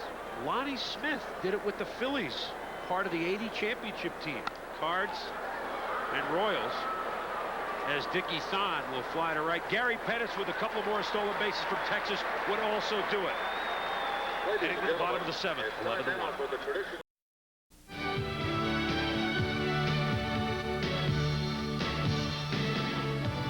1978, Game 4 NLCS. The Phillies and the Dodgers, 10th inning. The base hit by Bill Russell, not handled by Gary Maddox. The Penguin scores the winning run. Tommy Lasorda and company greet him at the plate. The Dodgers in 4 games beat the Phillies 3-1, and there he is. Man that's played more Dodger blue than anybody, Billy Russell. And all those participants present, Billy Russell there, of course Tommy Lasorda, Ron Say the Penguin here tonight doing the game on Sports Channel for the Los Angeles Dodgers cable network. Terry Forster won the game over Tug McGraw, the 2nd straight year that the Dodgers beat the Phillies. Went on to the World Series only to succumb to the New York Yankees. A couple of changes in the game. The new pitcher for the Phillies, Joe leave it to Baver. ERA just over 4. Rod Booker is the new second baseman for Philadelphia. As the Dodgers take that 11-1 lead here to the bottom of inning number 7. And Jose Gonzalez leads it off with a drive to left field. Back goes Von Hayes back. Does he have room? Yes, he does have room. So for a change, the Phillies get a break, and Gonzalez is robbed of a home run. One of the better hit balls tonight by the Dodgers. You look back at that 5th inning, a lot of flares, a lot of little infield choppers. This one sent hard by Gonzalez. Fastball up, about belt high, but watch where Hayes goes. Ball is actually out of the ballpark. If he doesn't make that grab, it's into the 2nd row of seats. But the lanky Von Hayes, who's moved around first base, right field, can play center, now finds himself in left field with the Phillies. Got to him. Stan Javier up for the second time tonight.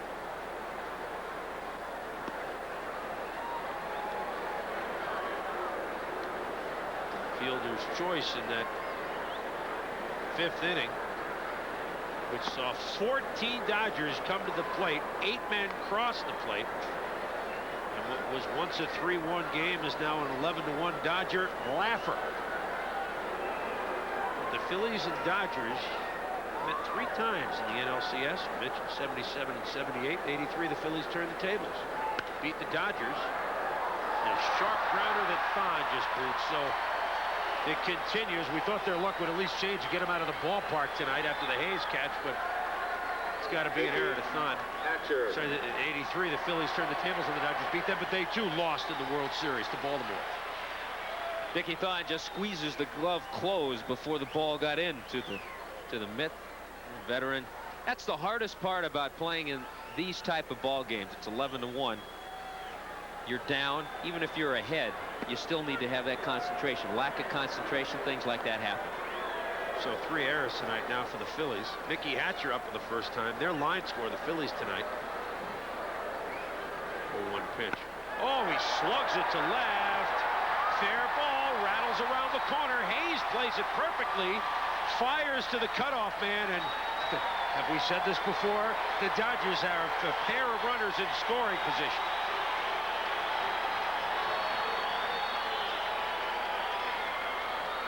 Nice stroke by Hatcher, and if you hang that breaking ball like that, most hitters in the major leagues are going to hit it that hard.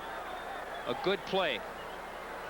Hayes plays that carom, and it's amazing when you're a visiting team, you have to go out into the outfield, take some balls off those corners to make sure you can play them that way. Von Hayes, an experienced outfielder, he knew exactly where that ball was going to come to him. Excellent plays made 2 this inning. So here's Chris Gwynn, younger brother of Tony Gwynn, hitting at 265. Went to San Diego State, as did his older brother. Set an NCAA record for hits in a season at the time with 137. Don't know if there'll be as many hits on the Friday game early with the Boston Red Sox and the Toronto Blue Jays. The Rocket Man, Roger Clemens, goes against the Jays up in the Sky Dome. Dodgers and the New York Mets, the second half of the doubleheader Friday. Some of you will see Cincy and Pittsburgh. Early game, that ball is foul. Some pennant races, this is the time. Head to head, here it is. You know, you have to think with the way the Dodgers have busted things open here tonight with the Cincinnati Reds winning that ball game against the Cubs. They break a 5-game losing streak. If they lose tonight and see the way the Dodgers have opened things up here tonight in Los Angeles, good for Cincinnati to break that streak. Yes. Meanwhile, the Giants trailing at the stick, so they would lose a game. They'd be 7.5 back, and you're trying to pick up ground. It's not the type of game to blow big leads. They had that big comeback in our game Sunday night. It was like the microcosm of the Giants' entire season. Down 10-2, they got the 10-9 tying run on third. Double play, end of game, loss. 0-2 pitch outside. It's like the Giants have been trying to climb up this mountain, get 7/8 of the way up, and they tripped on the last boulder. It's their season of microcosm. Meanwhile, the Dodgers tiptoeing right into the race. Thank you. The only man that believed all the way along, I think, that they were always in it was Tommy Lasorda. We were here a few weeks ago against Cincinnati, and Squin swings and misses, and there's 2 down. And he said, everybody's asking, how does it feel to be back in the race? He goes, when were we ever out of it? Rick. Although they haven't been this close since early May. Good breaking pitch by Baver to get the strikeout, and the crowd reacts now as Rick Dempsey comes up to hit. The Manasseh Mauler, Rick Dempsey.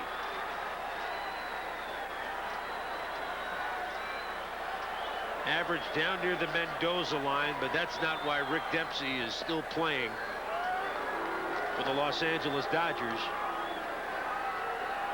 at the age of 40.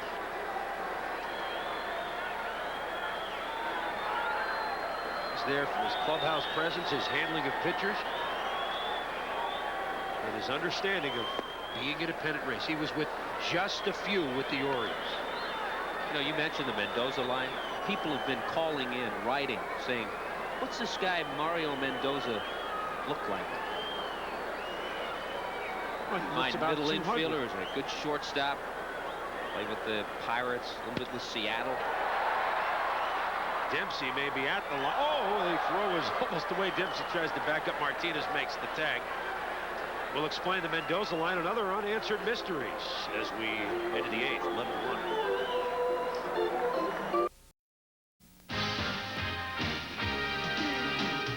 ESPN Baseball Tonight, brought to you by Isuzu. For features, styling, and price, there's no comparison.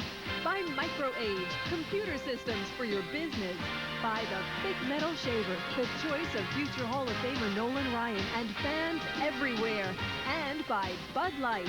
Everything else is just a light.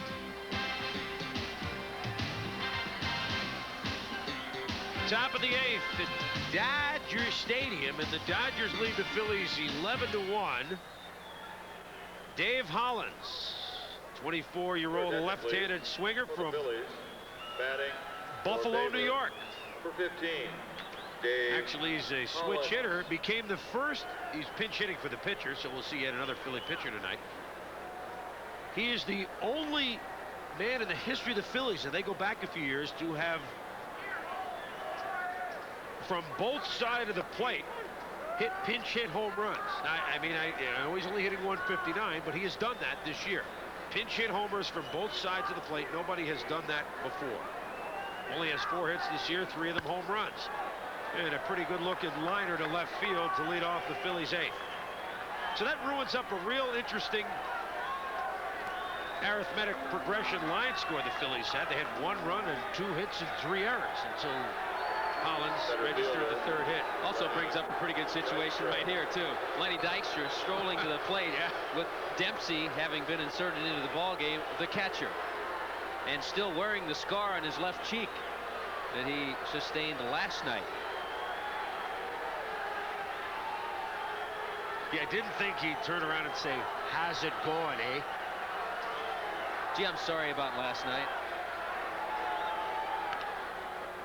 Bounces it foul past first base coach John Vukovich. You know, Lenny trying to win the batting title, and as you brought up earlier, closing in Willie McGee now with the St. Louis Cardinals. But if Dykstra won a batting title, he'd be the first Philly to do that quite a while. Richie Ashburn, 1958, with a .350 batting average. Last Philadelphia Philly to win a batting title. And Dykstra with a base hit to left field. Javier makes a nice play to keep Dykstra on first base. So the Phillies, with runners on the corners, Dykstra is 2 for 3 tonight. And the man that you mentioned is in the park tonight. Here are the only Phillies to have won batting titles. And we're going back 32 years. Richie Ashburn won a pair. What about my man Lefty O'Doul? 398 back in 1929. But that's a pretty short list, and Dykstra's trying to join it. And there's Richie Ashburn, the dapper-looking Richie Ashburn, who almost as soon as he retired, played his last year with the Mets, 62, been in the broadcast booth ever since. He hasn't been away from this game too long. No, he hasn't. He's a legend in the Philadelphia area. Play made by the only original Dodger still in the game tonight, Mike Sharperson, and they're 2 down as Left fielder pops up to bring up Vaughn Hayes. My mistake, 1 down. Well, you lose count. There's so many numbers going around tonight, Tommy. Once again, you've scooped up an errant toss by the rookie play-by-play man manning the hot corner. Thank goodness you've been at first all year long up here in the booth, scooping up my throws left, right, leaping, tagging runners.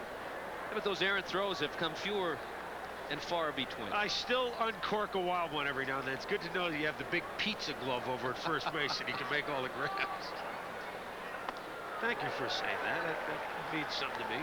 I don't think they're going to honor me at famous Dodger night, but we might honor you. We might let you read the disclaimer tonight. It's such a looking forward to that. I know our audience has grown over the last few innings too. They're groaning over the last few innings. 1 down, 0-1 count to Vaughn Purple Hayes. I know my pals with the Blue Jays will be anxious to hear all about this game. Oh, I'm sure they can't wait. Of course, they're in a good mood tonight. Both they and the Red Sox losers tonight. Well, the thing that they were trying to avoid doing is letting down after winning 3 in Minnesota, taking on the Yankees 3 games, knowing that they had a 4-game series coming up with the Red Sox. Thursday through Sunday. Talk about a loud ballpark. Think Toronto might have the decibel meter up there a little bit. 0-2 pitch outside. The Yankees now have won 5 straight. It's amazing what you can do when you change the man that runs the ball club. They're hot now. Salary drive time.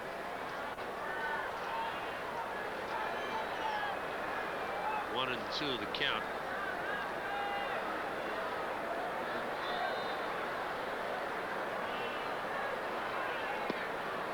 You know what we're seeing at the plate? Von Hayes. I mean, he's one. If you pick up a Philly media guide from 2 years ago, it's about one of the only pages that's still apropos. Mentioned at the start of the game all the changes general manager Lee Thomas has made. Here's a ball that's inside the line, a fair ball. 1 run is in. Dykstra around third base. He will score. Hayes will stop at second. And it's an 11-3 ball game. And, you know, these are the little things that on a young ball club, Nick Leyva, he knows he's probably going to lose this game. Right Guys still fielder, hustling. Everybody shaking hands in the dugout. I think he's pretty happy to see that. Yeah, it's something that it's hard to do, as I mentioned before, in this type of a ball game. A kind of a late call from first base umpire Harry Wendelstedt. He wasn't quite sure. The suspense was killing us. No call. Finally, boom, there he goes. He finally gives the fair call.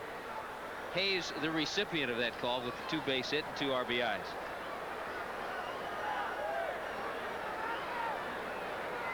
The familiar face of Von Hayes. These are the only guys that were in that media guide 2 years ago that are still here. Carmen and Ruffin, the pitchers. Dalton and Hayes. That's it. You're talking about a 25-man roster.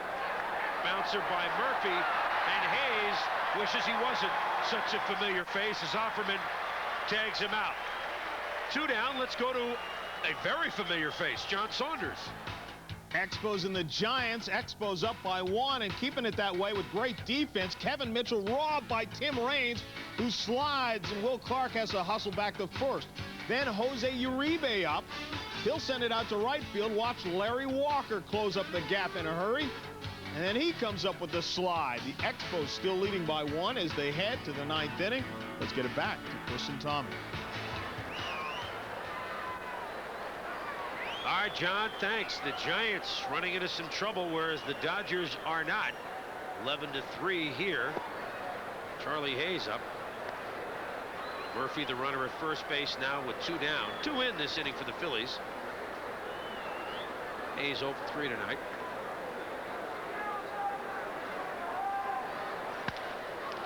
Ground ball to Jose Offerman.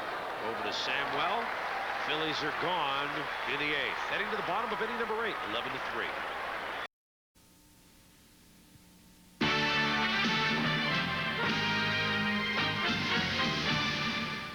Our Budweiser storyline tonight. The 5th inning for the Dodgers, leading 3-1. The Dodgers sent 14 men to the plate. 11 of them reached base. 8 of them came around to score. They had only 5 hits, in which they got the 8 runs.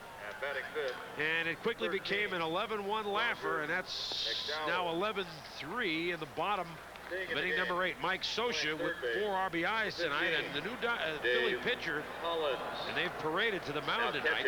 Pitcher number 6 is Roger McDowell, the normal closer who's pitching better as of late.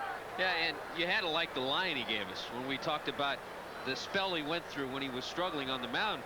Talking to Roger, you know, what was the problem? Maybe thinking that his answer would be mechanically, maybe the sinker wasn't sinking as well. He just said, no, the hitters were tough for about a month.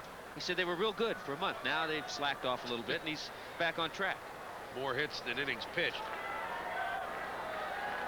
But him getting back on track, I mean, he's a bona fide closer. New catcher, too, Boomer. Tom Nieto. Finally, Darren Dalton gets a little bit of a break tonight. You mean Tom Nieto. Sil Camposano is in center field now as Dykstra has sat down. So basically what we're seeing is, like in football, the special teams are playing at this point. Mike Sharperson, the only Dodger. I don't believe this. Fernando has come out in the on-deck circle. Sharperson, the only Dodger to start the game that's still in, hits one to right, but Dale Murphy makes the catch. And here, ladies, we've seen Don Robinson pinch hit for the Giants. This a little more unorthodox move, but with an 11-3 lead, you can bring up Fernando Valenzuela, who is hitting .275 this year. 14 base hits and 1 for 1 as a pinch hitter. Your attention, please. For the Dodgers. And during batting practice today, Fernando, by the way, hit 2 of them over the fence. Thought we'd add that. Oh, he loves to hit. Has 1 home run this year. Oh, this is great. So he's batting for Ossie. This is the bonus for all the Dodger fans who stayed for this one. That's right. We're into the bonus round now. This is the bonus round as Fernando pinch hits here in the 8th. Oh, and look at this, a little flare, base hit Fernando. That's the loudest cheer of the night. Look, he's staring into Lasorda saying, where's the pinch runner? Yeah, get him out here. There's nobody left. Well, another pitcher. Fernando now 2 for 2 as a pinch hitter. Oh, he mentioned that everyone had been used on the bench, so there were no extra men. Look at that stroke. He goes down after that inside sinker, little inside-out swing. A swing that Wade Boggs would be proud of. Oh, definitely. Here's Jose Offerman, became the 61st player in Major League history to homer in his first official at-bat. There's another player in the ballpark, Carmelo Martinez, who did the same thing. It's an interesting list.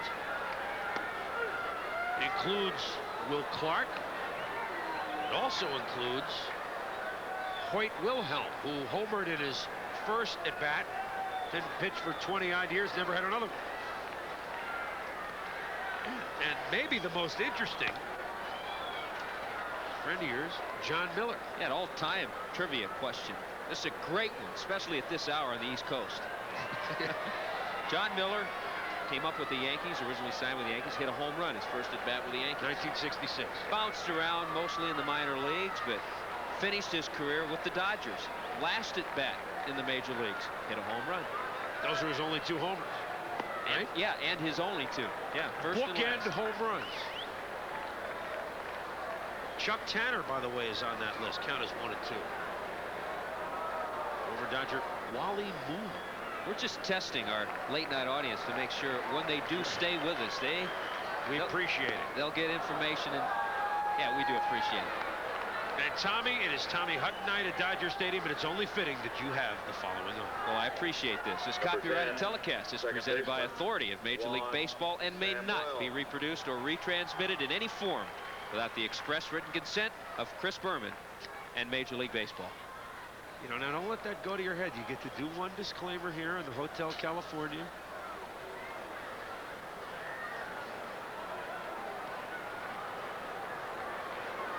But that was read with aplomb, I might add. Ball 1 to Juan Samuel. Boy, the Phillies have used 6 pitchers. They might have to go deep into their bullpen, Tommy. They're going to show you somebody soon here, next half inning, that they might think about using. That's only if they tie it up. Going to the 9th, 11-3 Dodgers.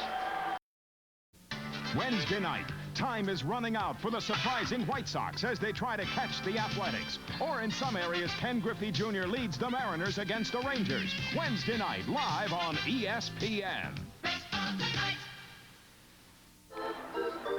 Top of the 9th, 11-3, the Dodgers lead the Phillies. Don't forget SportsCenter coming up after the ball game. And speaking of SportsCenter coming up, Dave Walsh, the new Dodger pitcher. Dave Walsh has spent some time in professional baseball. Started back in 1982. Last year at Albuquerque and San Antonio. He's been used mainly as a relief pitcher, but as happens in most cases, at one time he was a starting pitcher in the minor league. So an unfamiliar name to a lot of baseball fans and maybe even to Dodger fans, as he comes on to work here the last inning, top of the ninth. But we've seen just about every pitcher tonight, haven't we? You know, I don't want to leave you hanging. We were talking earlier about Mario Mendoza, the hitters below that 200 mark, the Mendoza line, and people write and call and they say, who's this guy? What's he look like? Well, we again like to keep our viewers on top of things. So the handsome, there he is. And I'll tell you what, I had a chance to play against Mario Mendoza when he was with the Pirates, and just a great, it kind of reminded me of an Ozzie Guillen type. Loved to play the game, used to talk to you when you got on base, but an excellent fielder, but as you can see, the batting average many times below that 200. That phrase coined by the inimitable one, George Brett, who invented, one of his teammates at the time was struggling, hitting about 190. He said, my goodness, whoever it was, I don't remember which Royal, is struggling so bad he's below the Mendoza line. And thanks to sick people like me, it's existed for about 6, 7, 8 years since George coined it. Like I said, you can't argue with a sick mind. Ninth inning now. Walsh now runs the count to 2-0 to Rod Booker. Booker up there for the first time, came on to replace Tommy Herr. You know, you've always told me to use in the scorebook pencil rather than pen. Tonight, you finally believe me. I understand why. Tonight, let it be Lowenstein. Tonight, I understand. Count is 3-1. 3 Dodger pitchers, 6 Phillies pitchers. Foul ball. So the Dodgers will stay 5.5 behind the Cincinnati Reds. Here's McDowell, left side of your screen. The 6th Philly pitcher.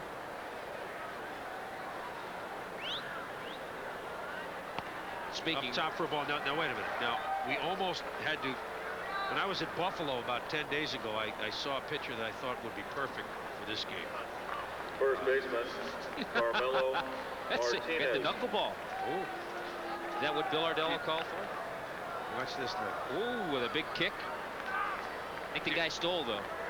Stole on your movement to the plate. Do you think he could work this game? Well, Chris Berman night in Buffalo, New York, a team and a city I should say that is very much interested in expansion and maybe looking for a right-handed knuckleball pitcher. I know there are a lot of. We thought we'd surprise you. We thought we'd surprise you for that one here. Knucksy, right? Did you get Is that how you throw it? Yeah. Well, I warmed up down beneath the stadium, and I got one to move. And Bill Ardello, our friend, who we've seen everywhere, Pittsburgh, Buffalo, whatever. Here's the ground ball. Booted by Offerman. Martinez now will go to first base, and the Phillies have runners on the corner. So that was kind of a knuckleball to Offerman. But all right, Bill Ardello says, why don't you try the knuckler? And when you throw out the first pitch, I'll bring the pizza glove. And he did. I know they're probably not up in Buffalo now, but you want to talk about a class minor league organization, the Buffalo Bisons, Mike Maloney, GM. I thank them very much for it. It's not often that I get asked, proving that Bill Veeck was right, you can promote anything. They had Chris Berman night on August 10th in Buffalo. We'll have SportsCenter tonight and every night on ESPN. Dan Pastrick and Ann Montgomery tell you about Major League Baseball, the highlights in full of the White Sox and the A's. NFL preseason feature, the Phoenix Cardinals, Notre Dame steroid story. Wired into that one. It's 11-3 Dodgers here in the ninth. Ball is slugged, so the Phillies will not go out quietly, that's for sure. Dickie Thon drives in the 4th Philly run. Runners still at the corners with none out.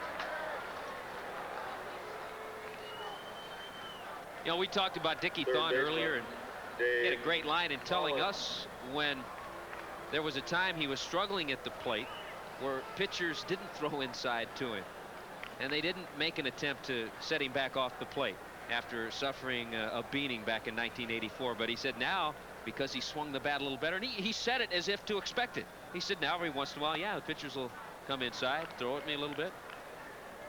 We're talking about Buffalo. Here's a young man from Buffalo. Dave Hollins is up.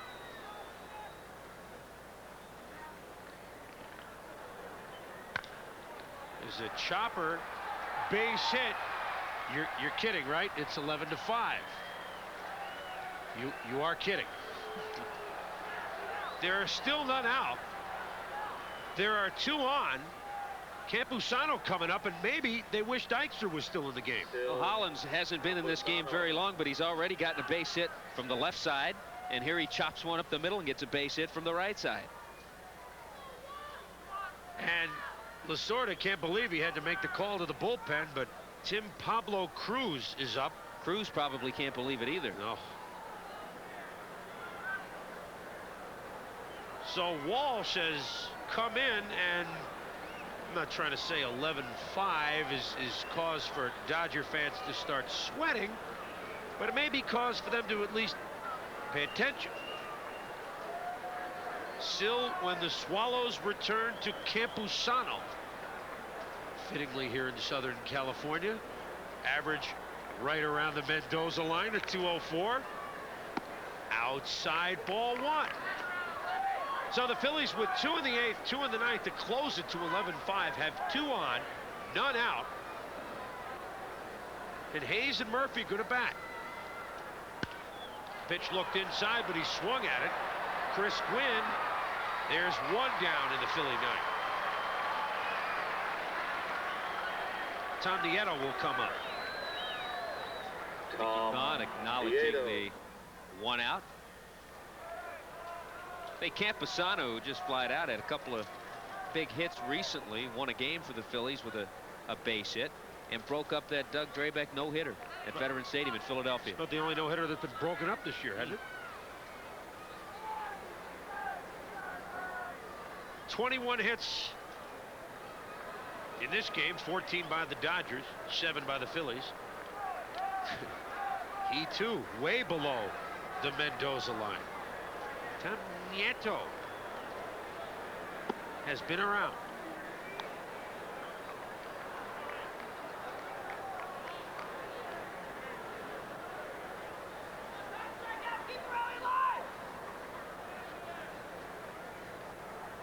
The Dodgers, best record in the National League since the All-Star break, and are showing you why tonight as they look to stay 5.5 behind the Cincinnati Reds. And there's the unsung hero, one of them this year, Tommy Lasorda, the ultra slim fast Tommy Lasorda.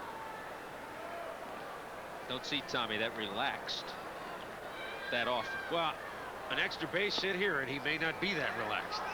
Yeah, you talk about the well-traveled Tom Nieto, a little bit of a St. Louis connection with Nick Leyva, his manager.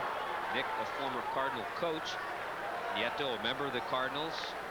84, 85, had a couple of appearances in the World Series.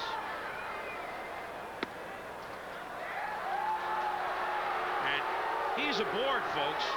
So if you're starting to think about trotting upstairs and heading for bed, not so fast. Vaughn Hayes is up with the bases loaded. The Phillies down by 6. Next Tuesday, as we told you, our hotel expands up to the Seattle area as we check out the Mariners for the first time on a Tuesday night. Into town will be the Detroit Tigers.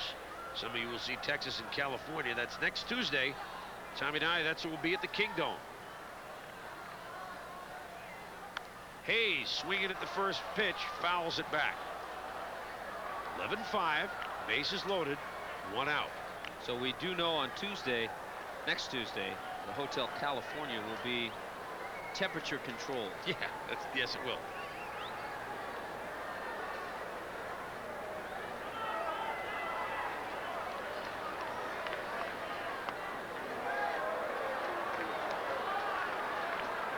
It is 1-1.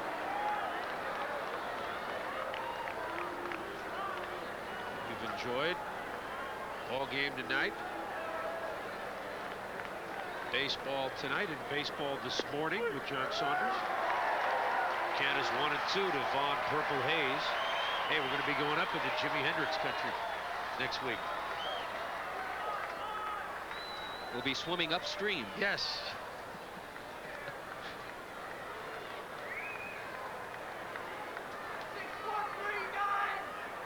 One-two pitch by Walsh. Nubbed it. That's a foul ball. That's a good pitch. Hayes just trying to stay alive. That's what a good hitter will do. Be fooled. See that good curveball breaking pitch up there and just try to foul it off and get a piece of it. One of the best years and years ago at doing that is here tonight. We had a shot of him earlier, Richie Ashburn. Yes.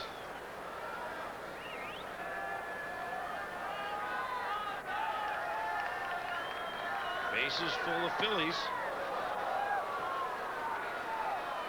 Count is 2-2. Tommy thought he'd be in the shower by now, actually. He really is not sure that he's seeing this. I think he's a little disappointed. Because believe me, in his years of experience, he's seen this before. Curveball fouled off. Count remains at 2-2. He's seen a few things tonight. Randy Marsh behind the plate. Barry Wendelstedt, Joe West, Ron Barnes, the crew tonight. Singing Cowboy Joe West.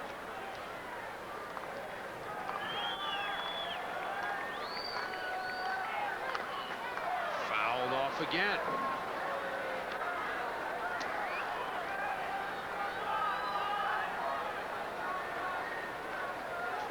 Walsh keeps going with that curveball.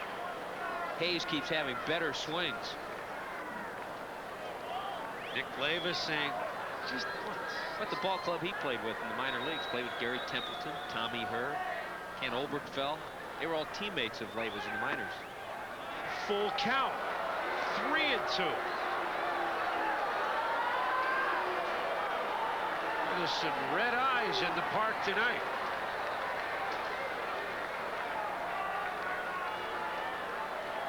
Of course, they could turn 2 to have a fantastic finish.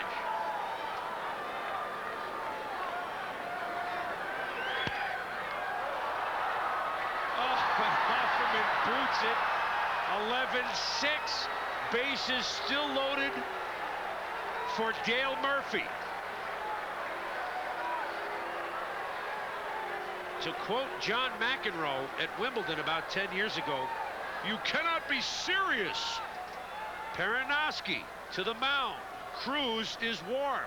Offerman was not. This is the thing that they're trying to work with on Offerman, is being a little more aggressive.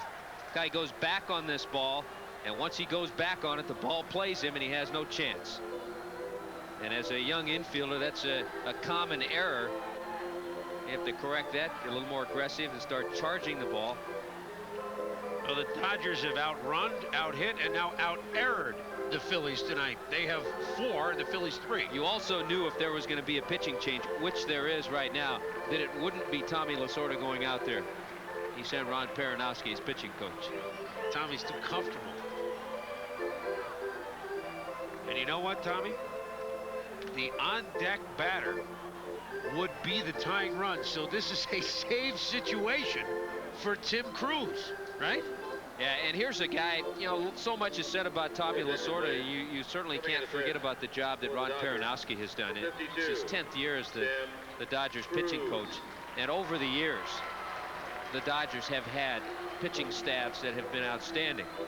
And a lot of it due to that gentleman right there, Ron Perinoski, who in his day was a tremendous relief pitcher. Left-hander, big curveball, sinking fastball. One year with the Dodgers was 16-3 and had over 20 saves. So you put Perinoski along with Koufax and Drysdale, Claude Osteen. It's about all you needed back then. That was about all they needed.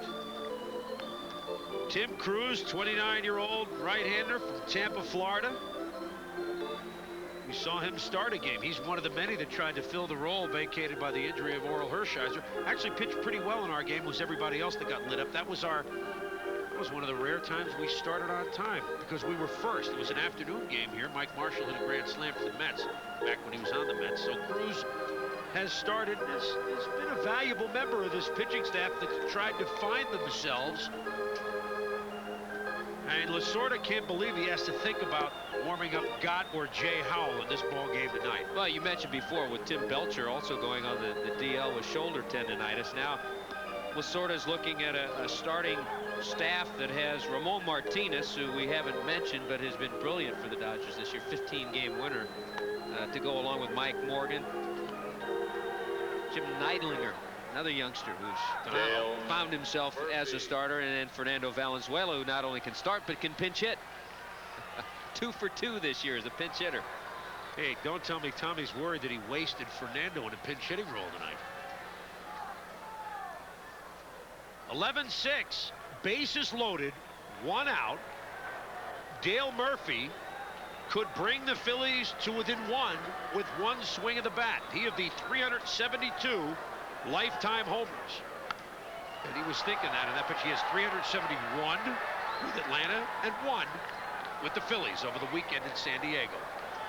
Yeah, and when you mention San Diego, Dale Murphy's eyes light up. Other than Atlanta, Jack Murphy Stadium in San Diego is the ballpark that has seen the second most Dale Murphy home run. 24 he's hit in San Diego. Grounded foul, so Cruz ahead 0-2. Yes, Jay Howell is throwing in the Dodger bullpen. Jay Thurston B. Howell. And you know that was the last thing he was thinking about a couple of innings ago. Just thinking of being home with his wife, Lovey Howell.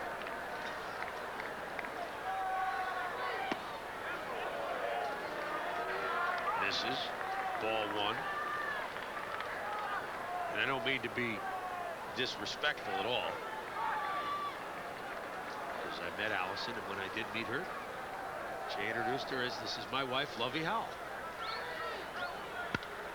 Oh boy, Murphy with a shot to left. 1 run is in, 2 runs are in. Murphy will end up with a double. It's 11-8. A Rod Serling special at Dodger Stadium. And the tying run will come to the plate. A breaking ball that doesn't break, and Dale Murphy right on it with the line shot, picking up 2 RBIs, and this is why the Phillies acquired him. They wanted that cleanup man, someone who could hit in the order that would protect Von Hayes. Supplies a double with 2 ribbies right here. And the pinch hitter batting in McDowell's spot is John I am not a crook. Ball 1. Well, we've seen it all here tonight. Kruk can certainly swing the bat. Doesn't have the long ball power, but a single would make it 11-10. And he represents the tying run. 2-0 the count. And you wonder about Kruk's power. He has just 2 home runs. He's only 1 for 8 as a pinch hitter, but Lasorda didn't expect the tying run to come to the plate here in the 9th inning for Philadelphia. Uh-oh. It's hit on the fly. Back, back, back, back, back, back. We're tied up.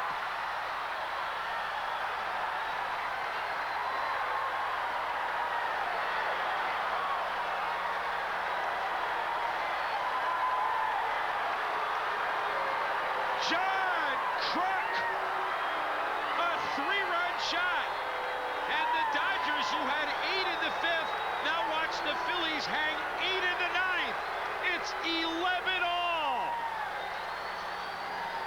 I don't believe I'm seeing this. You talked earlier about the bench of the Phillies when they scored and they were still trailing by 7 or 8 runs. How about the bench right here, and how about the reaction of Tommy Lasorda? This ball club just has not quit the Philadelphia Phillies tonight. Oh my word. There's a base hit. The lead run is aboard. Rod Booker with a single. There are still only 1 out. Perinoski to the mound. Here it is again. Kruk, who is known for hitting a lot of opposite field home runs, but he gets an off-speed pitch, a pitch he can pull by Cruz, and watch what Tommy Lasorda had to say.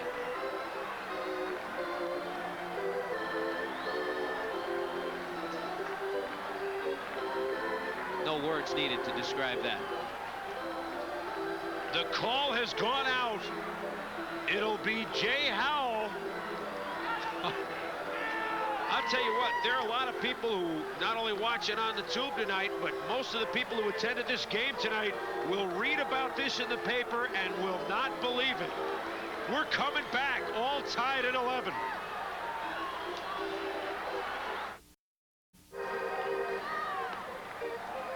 John Kruk, he is a Kruk as far as the Dodgers are concerned tonight.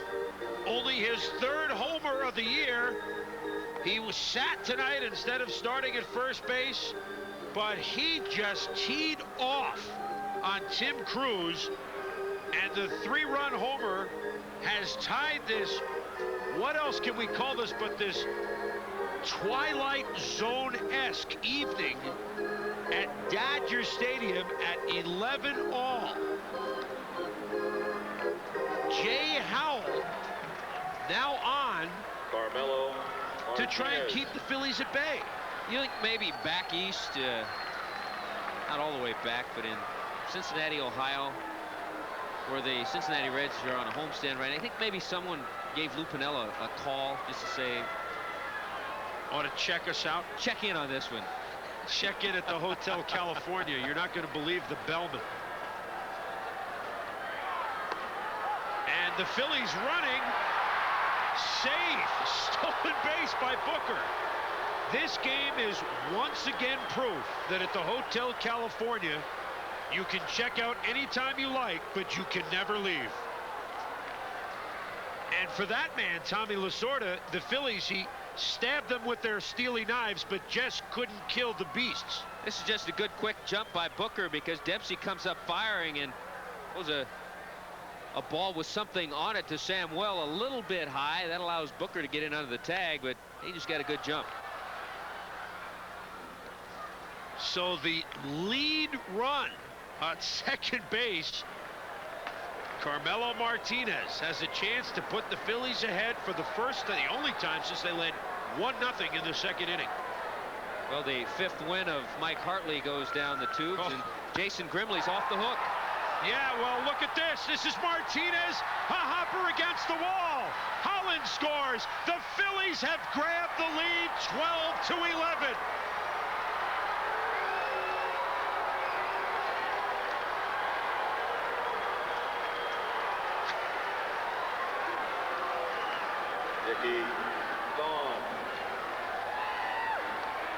One of the greatest things about this game of baseball is that when you come to the last inning, you never know. And this is one of those games. Howell lays the fastball up. Martinez is all over it. And he puts the Phillies ahead. 9 runs for the Philadelphia Phillies here in the top half of the 9th inning to take the lead.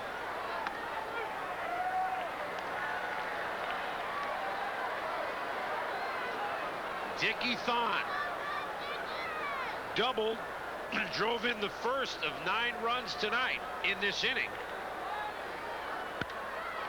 It's a fly ball to center field. Gonzalez squeezes it for out number 2. Martinez stays at second.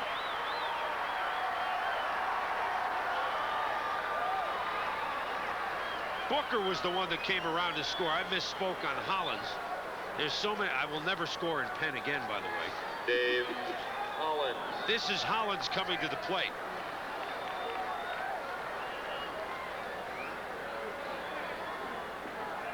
You talk about a character builder. You mentioned it, we mentioned before, the little shaking hands when they got 2 in the 8th to make it 11-3. This is like a repeat. Remember back in the 5th, the Dodgers scored 8. They sent 14 men to the plate.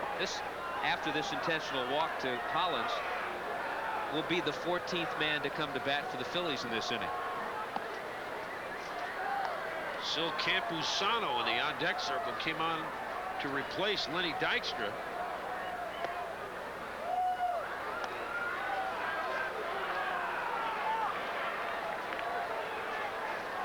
6. So Hollins center goes to fielder, first. Martinez the runner at second. Campusano. Yes, it is 12-11 Philadelphia. Well, we mentioned that the Phillies have been playing a lot of one-run games. And the Dodgers have been playing a lot of one-run games. And here they are in a one-run game. 8 of their last 9 are now one-run games. This one that you would not have gone out on a limb and predicted as one. Swing and a miss by Campusano, strike one. Hey, and you can't blame Tommy Lasorda for what he's done. He brought out all of his bench players, gave his veterans a rest. So now when his ball club comes to bat in the 9th, instead of Gibson, Daniels, and Murray, he has Gonzalez, Javier, and Hatcher. Ball 1-1-1. Certainly can't blame him, because any manager would do the same thing. Of course.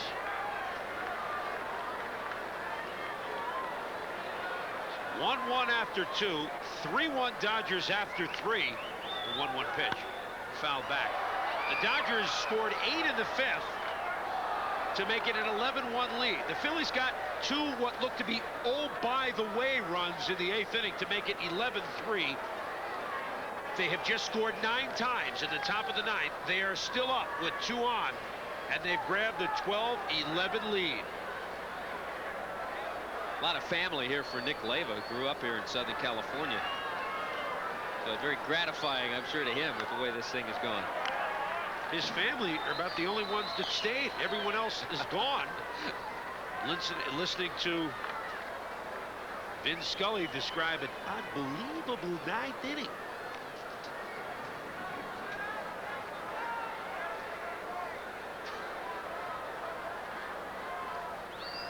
One-two pitch. The dirt. 2-2. You know, we talked during the break about the 5th inning. Well, it's our first blowout of the year. Wrong.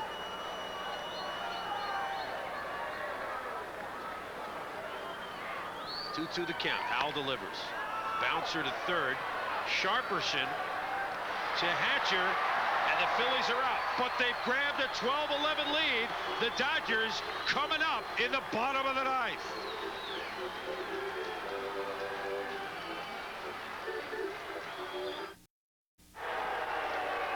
12-11, the Phillies lead on a 9-run 9th, fueled by a pair of errors. This the second one by Jose Offerman, who doesn't even get a glove on this ball. Moved back on the ball hits the inside of his thigh, kicked off his knee. That was a big play in that 9th inning. And John Kruk's pinch hit home run, the second big play. Off-speed pitch, a pitch that he could pull and hit for power, and that's what he did. That tied it. Martinez's double put them ahead. Kruk stays in the game at first base. And the 7th Philadelphia pitcher of the night, Don Carmen. Well, that's not Don, that's Offerman, of course. Don Carmen is on. Leyva used 6 pitchers on Sunday. San Diego. Carmen, the 7th pitcher, which means only the starters are left. The other 4 starters. And so the Dodgers trying to tie this thing. The bottom of the 9th start with Jose Gonzalez. Swings and misses, strike one. Gonzalez came in for Gibson in center field. Only Dodger that started the game and still in the lineup, Mike Sharperson, the third baseman. Pitch was inside, pops it up. Kruk in the first base coach's box. There's one down. Hey, Boomer, you think about the way this game has gone. We've seen the reactions of Tommy Lasorda tonight with the things that have happened. The trickling effect of this ball game in the next few days. Not being able to stay pace with the Reds, who won their ball game tonight, by losing this one with an 11-1 lead at one point. It's going to affect the next few days. They are home tomorrow night against the Phillies, are the Dodgers. Then the Mets for 4. They should have been home tonight an hour ago. Ball 1 to Stan Javier.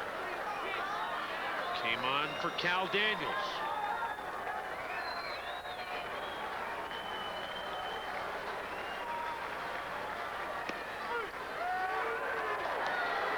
strike one. Don Carmen trying to get the save for Roger McDowell tonight. You wonder why did McDowell come in to pitch and waste his effort in the eighth to pick up a win? Just to get a little work and pick up a win. Sure. Pick up a win on the way to the hotel. There's a base hit. The Dodgers fight back. Javier is on with one out, and Mickey Hatcher coming to the plate. 23 runs, 26 hits, 7 errors tonight at Chavez Ravine. By the way, Carmen hasn't had a save since back in 1986. He's been used primarily as a starting pitcher, except for this year, one start. This year he's been coming out of the bullpen, but not in that save role. I thought you were going to say they haven't had that spirit here since 1969. Javier the runner at first. Mickey Hatcher up. 12-11 Phillies. Ball one, says umpire Randy Marsh. Tell you what, there aren't a lot of folks left, but they're making a lot of noise. I tell you what, the ones who stayed around won't forget this ball game. No, they won't.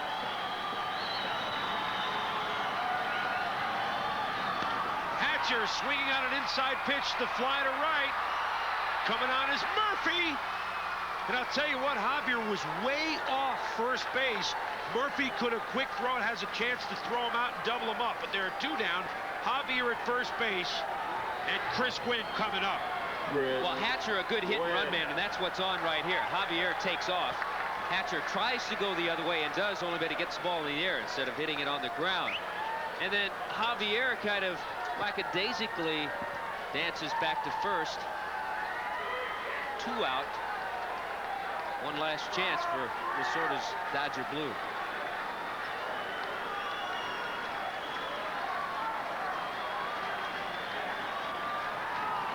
Chris Gwynn.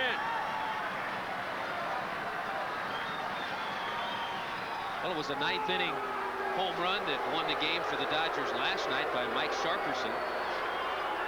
2-1 was the score. 2-1, yes. We were asleep by this time last night, I think.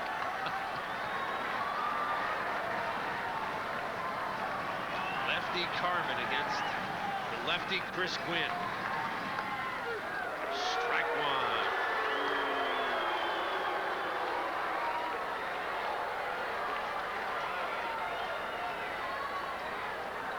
The Dodgers in danger of falling 6.5 behind the Reds. There are the unbelievable numbers tonight. Grounder to second. Over to Thon, and it's over. Look at the Phillies come out of the dugout. It's like they won the World Series. What a disastrous loss for the pennant contending Dodgers, and what a character builder for the Philadelphia Phillies. Wilbur, there's an old saying, and I know you're seeing it now as you follow this game of baseball, that the more games you see, you always see something that you've never seen before. I've never been involved in a game that has had this dramatic a turnaround. The Phillies being down at one point 11-1, come back with 9 runs in the 9th inning, partly because of John Kruk's pinch hit 3-run homer, and they win by 1.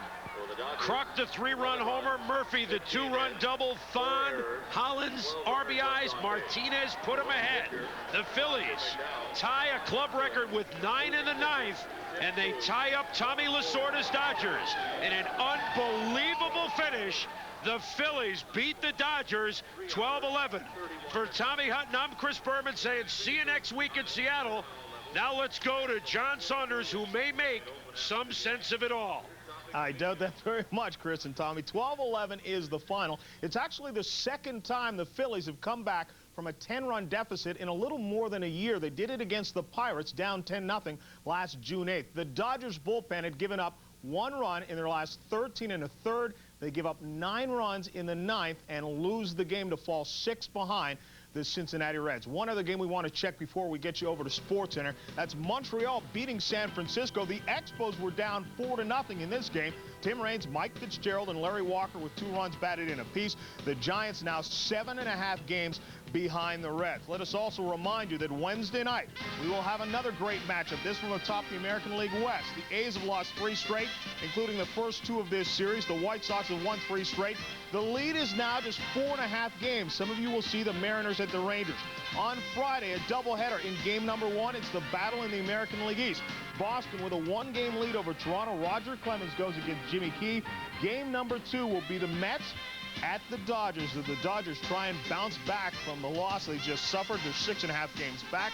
Once again, the final, the Dodgers lose it by 1, thanks in part to John Kruk. Thanks again. We'll see you again tomorrow night, everyone.